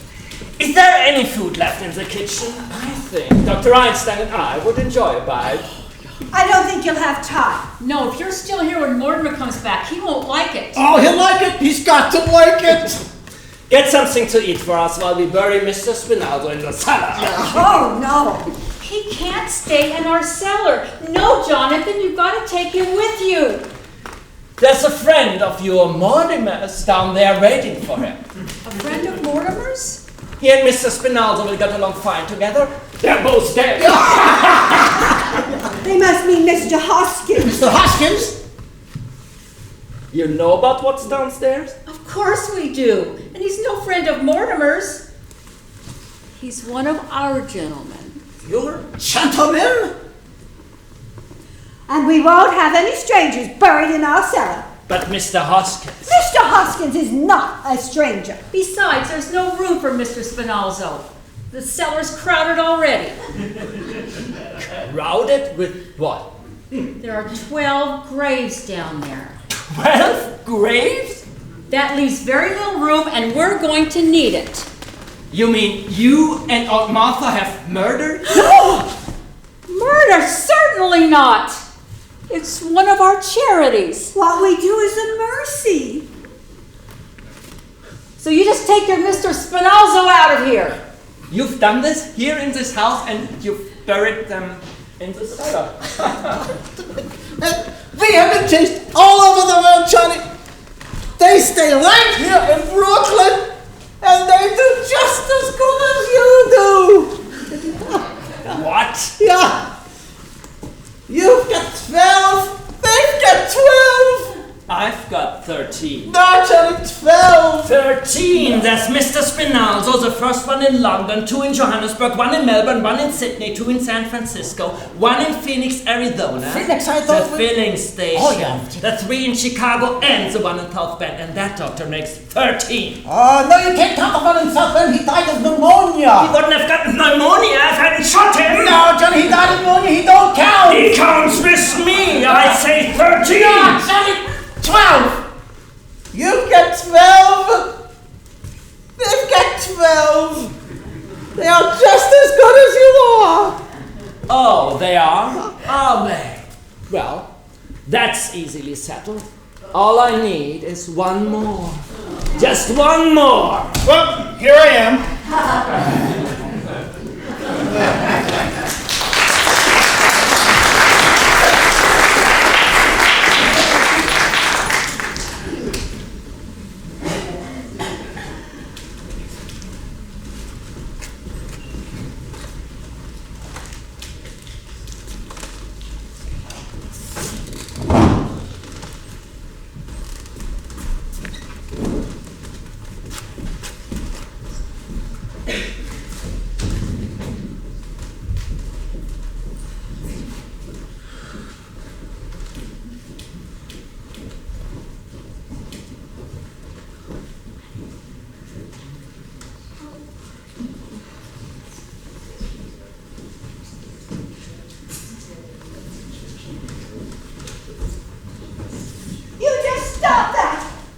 This is our house and our cell, and you can't do that! Ladies, please go back upstairs. There you belong. Abby, Martha, go back upstairs. There's no use you doing what you're doing, but it'll just have to be undone. I tell you, we won't have it. You better stop it right now. Oh, you'll see. You'll find out whose house this is. I'm warning you, you better stop it. Hasn't Mortimer come back yet? No. Oh, it's a terrible thing to do, to bury a good Methodist with a foreigner. And I will not have our cellar desecrated. And we promised Mr. Hoskins a full Christian funeral. Where do you suppose Mortimer went? Well, I don't know, but he must be doing something. He said to Jonathan, just you wait, I'll settle this. Well, he can't very well settle it if he's not in the house. That's all we want settled. What's going on down there? All right, where's Teddy? Oh, Mortimer, where have you been? To Dr. Gilchrist's office. I've got his signature on Teddy's commitment papers. Mortimer, what is the matter with you? Running around getting papers signed at a time like this? Do you know what Jonathan is doing? He's putting Mr. Hoskins and Mr. Spinalzo in together. Oh, he is he? Well, let him. Is Teddy in his room? Well, he won't be any use. Once I get Teddy's signature on these papers, I can tackle Jonathan. Well, what have they got to do with it? You had to go and tell Jonathan about the 12 graves in the cellar. If I can make Teddy responsible for those, I can protect you. Don't you see? No, I don't see. And we pay taxes for the police to protect us. I'll be back down in a minute. Come, Martha, we're going for the police. All right. The police! You can't go for the police! And why can't we? Because if you tell the police about Mr. Spinalzo, they might find out about Mr. Hoskins, and that might make them curious. And then they might find out about your other 12 gentlemen! Mortimer, we know the police better than you do. I don't think they pry into our private affairs if we ask them not to. If they found your other 12 gentlemen, they'd have to report to headquarters. Oh, I don't think that they would bother. They'd have to write out a very long report. And if there's one thing a policeman hates, it's to write. You can't count on that. Something might leak out, and you can't expect a judge and jury to understand. Well, Judge Coleman would. Oh, we know him very well. He comes to our church to pray. right before election. And he's coming here to tea someday, he promised. Oh, we're going to have to speak to him again about that. His wife died several years ago, leaving him very lonely. Well, come along, Martha. No! You can't go. I won't let you. You can't leave this house, and you can't have Judge Coleman to tea. Well, if you're not going to do something about Mr. Spinalzo, we are. I am going to do something, but if we have to call the police in later, which we may, I want to be ready for them. You just get Jonathan out of this house. And Mr. Spinalzo, too. Will you please let me do this my own way? If they're not out of here by morning, Mortimer, we're calling the police. They'll be out, I promise you that. Now, will you go to bed? Get out of those clothes. You look like Judith Anderson. Ah, that's a relief, Abby. Yes, if Mortimer's really going to do something at last, it just means Jonathan's going to a lot of unnecessary trouble. We better tell him. Well, Jonathan, you might as well stop what you're doing. Oh, it's all done. Did I hear Mortimer? Well, it's just going to have to be undone. You're all going to be out of this house by morning. Mortimer promised. Oh, are we? Well, then you and Aunt Martha can go to bed and have a pleasant night's sleep. Oh, yes. Come, Abby. Good night, aunties. Not good night, Jonathan. Goodbye. By the time we get up, you'll be out of this house. Mortimer promised. And he has a way of doing it, too. So Mortimer is back. Oh, yes, he's up here talking to Teddy. Goodbye, Jonathan. Goodbye, Jonathan. Perhaps you better say goodbye to Mortimer. Oh, you'll see Mortimer. Yes, I'll see Mortimer.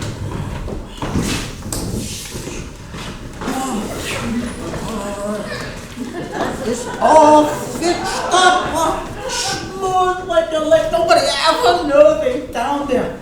Oh, that bed feels good already. 48 hours we didn't sleep. We go to bed, eh? You're forgetting, Doctor. What?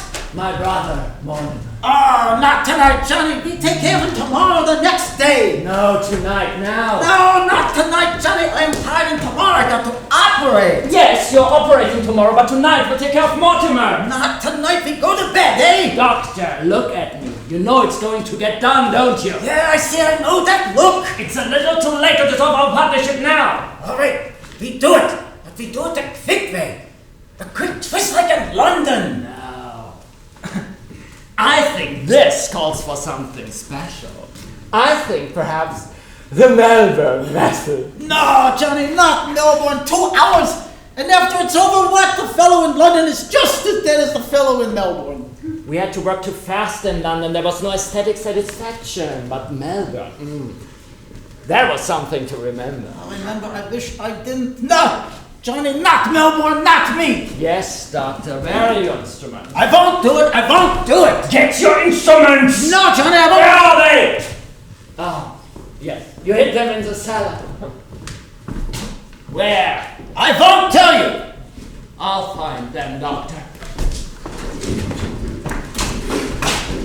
Don't do that, Mr. President! But I cannot sign any proclamation without consulting my cabinet. But this must be a secret.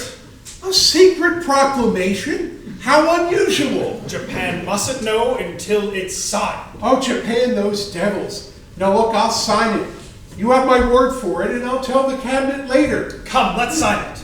Hey, a secret proclamation must be signed in secret. But at once, Mr. President. Well, all right. I'll have to put on my signing clothes.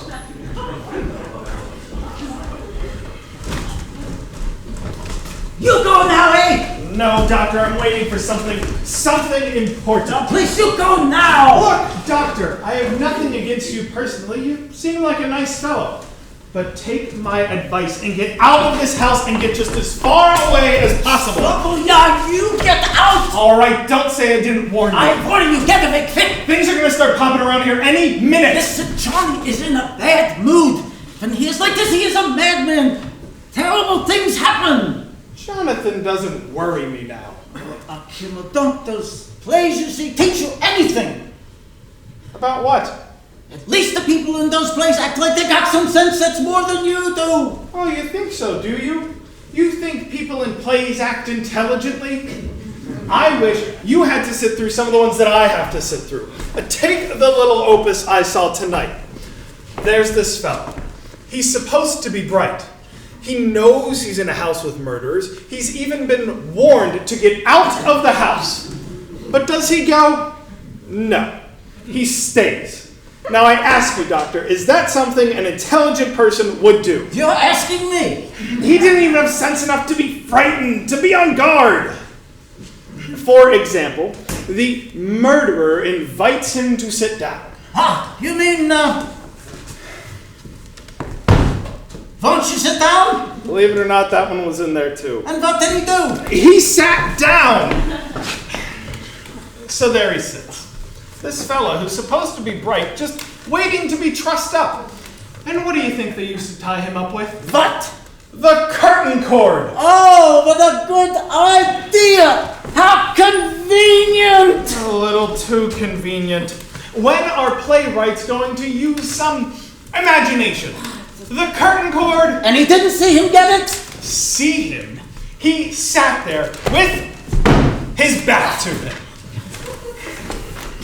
This is what we have to sit through, night after night.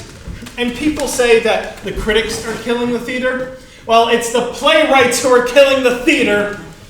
So there he sits, the big oaf. This fella who's supposed to be bright, just waiting to be trussed up and gagged.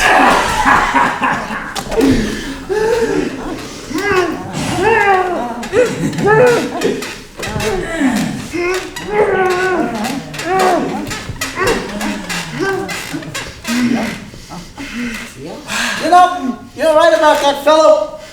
He is not very bright. Mortimer, if you don't mind, we'll finish the story. Mortimer, I've been away for 20 years, but not once in all those years, my dear brother, were you out of my mind. In Melbourne one night I dreamed of you. And when I landed in San Francisco, I felt a strange satisfaction. Because once more, I was in the same country with you. Now, Doctor, we'll go to work. It's time for me to quick way. Doctor, this must really be an artistic achievement. After all, we are performing in front of a very distinguished critic. Oh, Johnny! Doctor. All right, let's get it over with. All ready for you, Doctor? Oh, I got to have a drink. I just can't do this without a Doctor, drink. pull yourself together. It was fine on the table when we came in this afternoon. Where did she put it? Look, Johnny, we got a drink. Oh, I split it with you. Now we both got a drink. Don't forget your manners, Doctor. Yes, Mortimer. I realize now it was you who brought me back to Brooklyn. Doctor, to my dear dead brother. Oh, you stay. Teddy, go back. Teddy, not Teddy, that can I stop, not Teddy. Get to Teddy later. No, we don't get to him at all. Now we have to work fast. Yeah, the quick. Yes, Doctor, the quick plan. Hey! The corner gotta quit blowing their horn!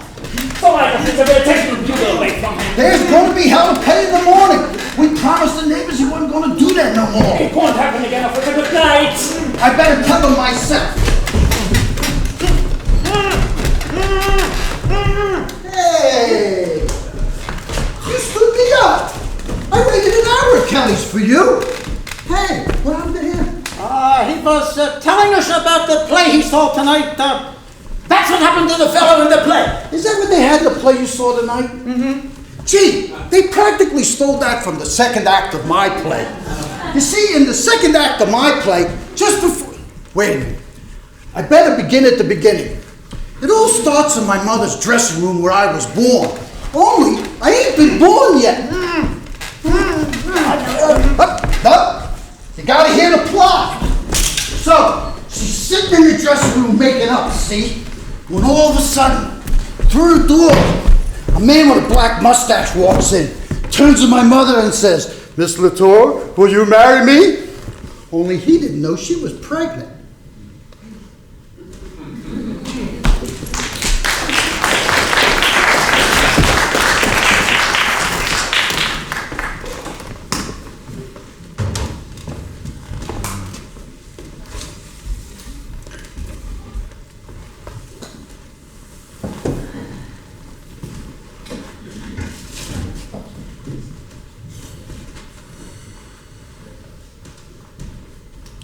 So there she is, lying unconscious across the table in her lingerie. There's a murderer standing over with a hatchet. I'm tied up in the chair just like you are. The place is an inferno of flames. It's on fire. When all of a sudden, through the window, in comes Mayor LaGuardia. Hey! Don't forget who paid for that. Go easy on it. Well, I'm listening, ain't I? So how do you like it so far? It put Johnny to sleep. Leave him alone. If he ain't got no more interest in it than that, then he don't get a drink. All right, it's 3 days later. I've been transferred and I'm on charges because somebody stole my badge. So I'm walking my beat from Staten Island, the 46th precinct, when a guy I've been following, it turns out, has really been following me. Don't let nobody in. So I figures I'll outsmart him. There's a vacant house down on the corner. I goes in. It's cops! I stand there in the dark, and I watch as the door handle turns. Johnny, it's cops! It's cops! I pulls my guns. I braces my back against the wall, and I says, "Come in." What do you know, fellas? What the hell's going on here? Hey, Pat, this is Mortimer Brewster. He's gonna help me write my play. I was just telling him the plot. Did you have to tie him up to make him listen? Joe, you better report it at the station. The whole force is out looking for you. Did they send you here looking for me? We didn't know you was here. We came to warn the old ladies that there's hell to pay. That colonel blew the bugle again in the middle of the night. The way the neighbors were calling in about it, you think the Germans had dropped the bomb on Flatbush Avenue. The lieutenant's on the warpath. He says the colonel's got to be put away someplace. Yes! Yes! Hey, Mr. Brewster, I gotta get away. But let me run through that third act real quick. Get him away from me! Say, do you know what time it is? It's after 8 o'clock in the morning. It is. Hey, Mr. Brewster, the first two acts run a little bit long, but I don't think there's anything we can leave out. You can leave it all out! Hey! Who the hell's this guy? That's my brother. The one that ran away? So he came back? Yes, he came back. This is Brophy. Get me Mac.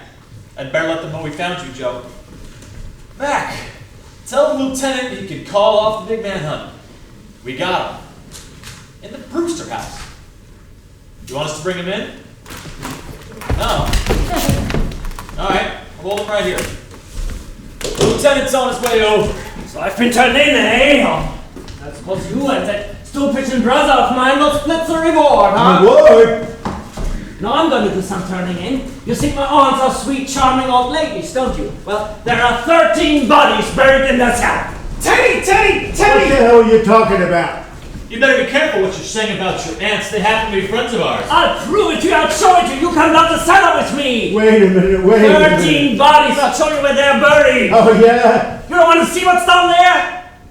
Go down the cellar with them, maybe. I'm not so sure I want to be down in the cellar with him. Look at that puss. He looks like Forrest Gump. Here, what do you think you're doing? Oh, what do you know about that? Come in! Hey, what are you guys doing here? I told you I'd take care of this. Well, sir, we was just about to... What happened? Did he put up a fight? This ain't the guy that blows the bugle. This is his brother. He tried to kill Klein. All I said was he looked like Boris Karloff. Turn him over. We kind of think he's wanted somewhere. Oh, you kind of think he's wanted somewhere. Well, if you guys don't read the circulars down at the station, at least you could read True Detective. Of course he's wanted somewhere. In Indiana, he escaped from the prison for the criminally insane. He's a lifer. And that's how he's described. He looks like Karloff. Was there a reward mentioned? Yeah, and I'm claiming it. He was trying to get us down in the cellar. He said there was 13 bodies buried down there. 13 bodies in the cellar. And that didn't tell you that he came from a nut house? I thought all along he talked kind of crazy. So it's Shakespeare. Well, where you been? What? You don't have to tell me. Hey, I've been right here with Mortimer Brewster. We're going to write a play. You're going to have plenty of time to write that play. You're suspended now. Get back and report in. Hey, can I come by and use the station? Get out of here. You guys take this guy out of here, bring him to, and see what you can find out about his accomplice. He's wanted too. The guy who helped him escape. No wonder Brooklyn's in the shape it's in with flathead cops like you. Falling for a story like that. 13 bodies in the cellar. But there are 13 bodies in the cellar. Who are you? I'm President Roosevelt. What the hell is this? He's the fellow that blows the bugle. Good morning, Colonel. Colonel, you've blown your last bugle. Oh my, what, another yellow fever victim? What? All the bodies in the cellar are yellow fever victims. No, Colonel, this is a spy we caught in the White House. Get him out of here. Wait a minute, if there's questioning of spies, that's my department. You stay out of this. Now look, sir, as president, you forget I'm head of the Secret Service. Captain, I'm Mortimer Brewster. Are you sure? I'd like to talk to you about my brother Teddy, the one who blew the bugle. We ain't going to talk about it. He's got to be put away. I quite agree with you. In fact, the papers are already drawn up. Oh, yeah? Teddy has signed them himself, you see, and Dr. Gilchrist, our family physician, and I have signed them as next of kin. And where's he going? Happydale. Well, I don't care where he goes as long as he goes. Oh, he's going all right. I just want you to know that everything that happened here, Teddy is responsible for. Now, about those 13 bodies in the cellar, Yeah. 13 bodies in the cellar. It ain't enough that he's blowing his bugle, disturbing the peace. The neighbors are all afraid of him. But can you imagine what'll happen when that cockeyed story about 13 bodies in the cellar gets out? And now he started this yellow fever scare. Cute, ain't it? 13 bodies. You think anybody would believe such a story? You just don't know. Some people are dumb enough. Why, I don't know what to believe sometimes. Just last year, this crazy guy comes in and starts this murder scare down at Greenpoint. And I gotta go down there and dig up a half an acre lot just to prove that. Will you excuse me?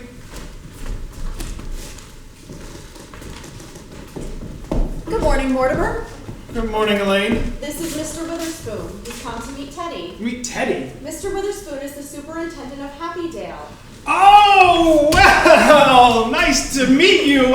This is Captain Rooney. Lieutenant Rooney, Superintendent, I'm glad you're here, because he's got to go back with you today. Today? I didn't know that. Oh, no, not today! Look, Elaine, I've got some business to take care of. You just run along home and I will call you up. Nuts! I had no idea it was this immediate. The papers are signed, he goes today. Complete insubordination. I'll have you men know I'm no mollycoddle. When the President of the United States is being treated like that, what's this country coming to? Here's your man, Super. Just a minute.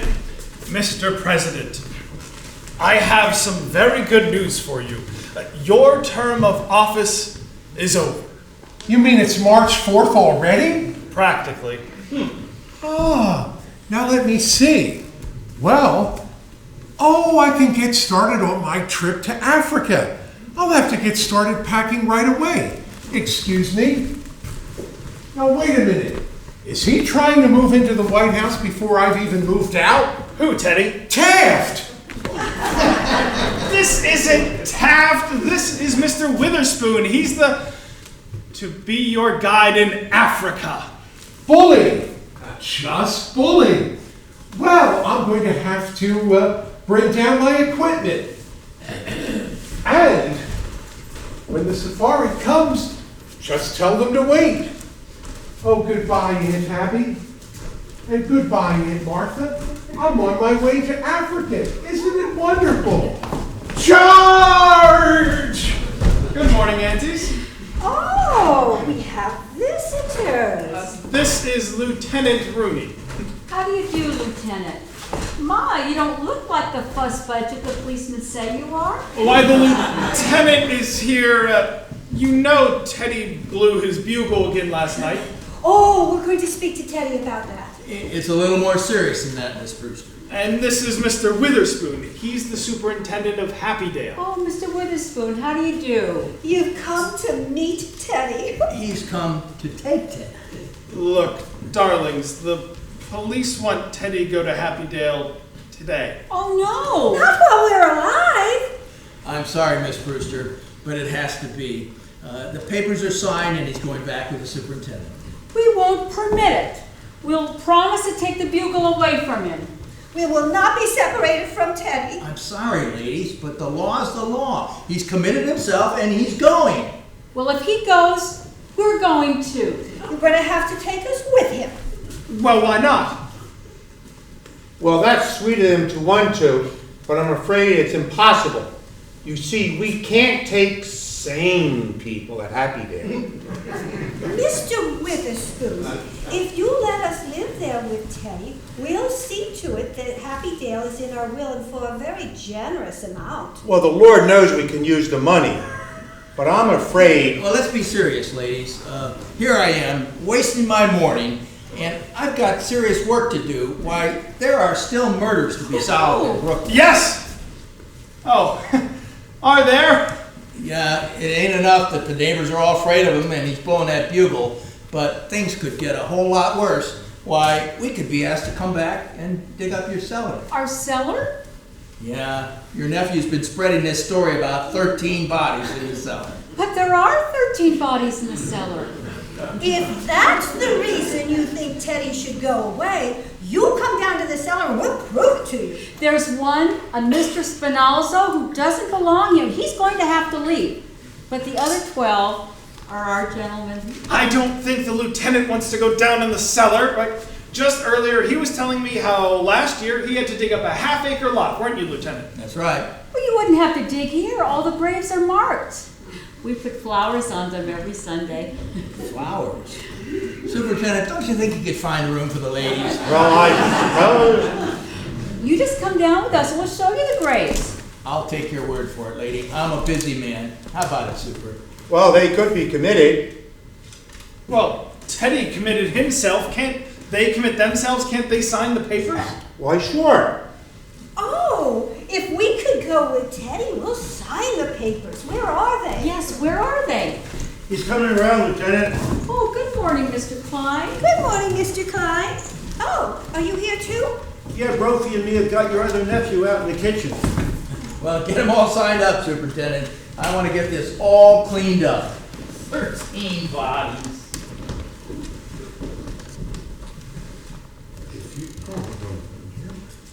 If you will sign... There. And you here, Aunt Abby. Oh, I'm really looking forward to going. The neighborhood here has changed so. Oh, and just think, a front lawn again. Why, I'm afraid we've overlooked something. What? We need the signature of a doctor. Oh.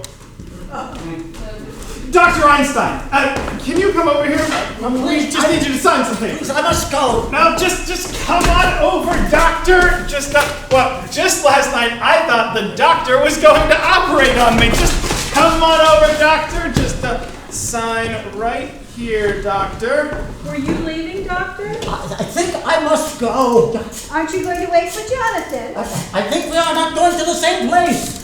Hello, Elaine. Good to see you. Stick around, huh? Oh, don't worry, I'm going to. Hello, Mac. This is Rooney. Yeah, we picked up that guy who wanted in Indiana. Now, there's a description of his accomplice on the desk there. Would you read that to me? About 54, 5'9", 135 pounds, wears glasses, speaks with a German accent, and poses as a doctor. Yeah, thanks, Mac. It's all right, Lieutenant. The doctor here has just completed the signatures. Doc, you have done a great service for Brooklyn. Thank you.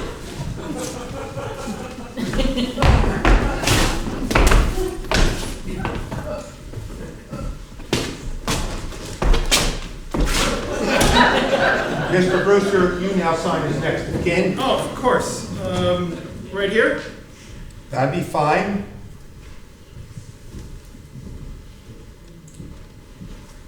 So that makes everything complete? Everything legal? Yes. You're safe now, aunties. When do you think you'll be ready to start? Well, Mr. Witherspoon, why don't you go upstairs and tell Teddy just what he can take along? Upstairs? I'll show you. No, Mortimer, you stay here. We want to talk to you. Yes, Mr. Witherspoon, just up the stairs and to your left. Mortimer, since we are now moving, this house really is yours. Yes, we want you to live here now. Oh, I couldn't, Aunt Abby. This house is too full of memories. Oh, you need a home when you and Elaine are married. Darlings, that's very indefinite. Oh, it's nothing of the kind. We're going to be married right away. Mortimer, we're really very worried about something. Don't worry, you're going to love it at Happy Dale. Oh, we're very happy about the whole thing, but that's just it. We don't want to have anything happen. They won't. Will they check on those signatures? Don't worry, they're not going to look up Dr. Einstein. Well, it's not his signature, dear, it's yours. You see, you signed as next of kin. Of course, why not? Well, this is something we never wanted to tell you, but you are a man now, and it's something that Elaine should know. But you see, dear, you're not really a Brewster. Your mother came to us as a cook, and you were born 3 months afterward. And she was such a lovely woman and such a good cook. We didn't want to lose her, so brother married her. Now, don't feel too badly about it, dear. I'm not really a Brewster.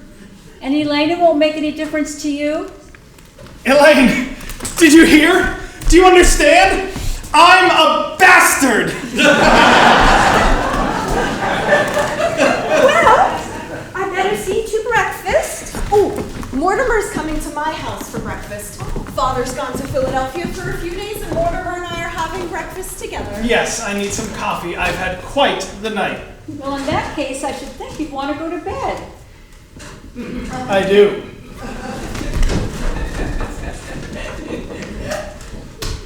Oh, excuse me, Mr. Witherspoon, please take this with you.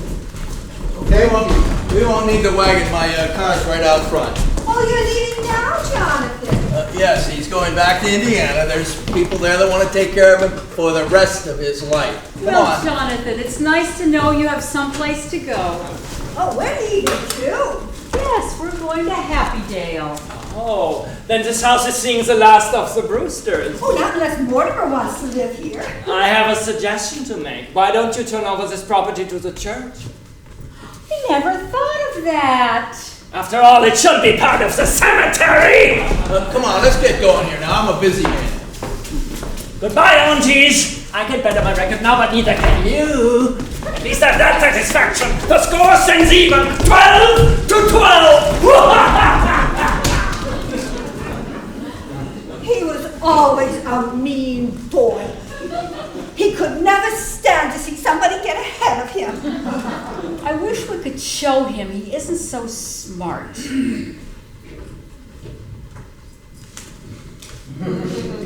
Mr. Witherspoon, does your family live with you at Happy Dale? I have no family. Oh, Well, I suppose you consider everyone at Happy Dale your family. I'm afraid you don't quite understand. As head of the institution, I have to remain quite aloof. oh, that must make it very lonely for you. Well, yes, but my duty is my duty. Well, Martha, if Mr. Witherspoon won't join us for breakfast, at least we should offer him a glass of our elderberry wine. Elderberry wine? Oh, we make it ourselves. Why, yes. Well, of course, at Happy Dale, our relationship will have to be more formal. But here, you don't hear about elderberry wine much nowadays. I thought I had my last glass of it. Oh, no. No.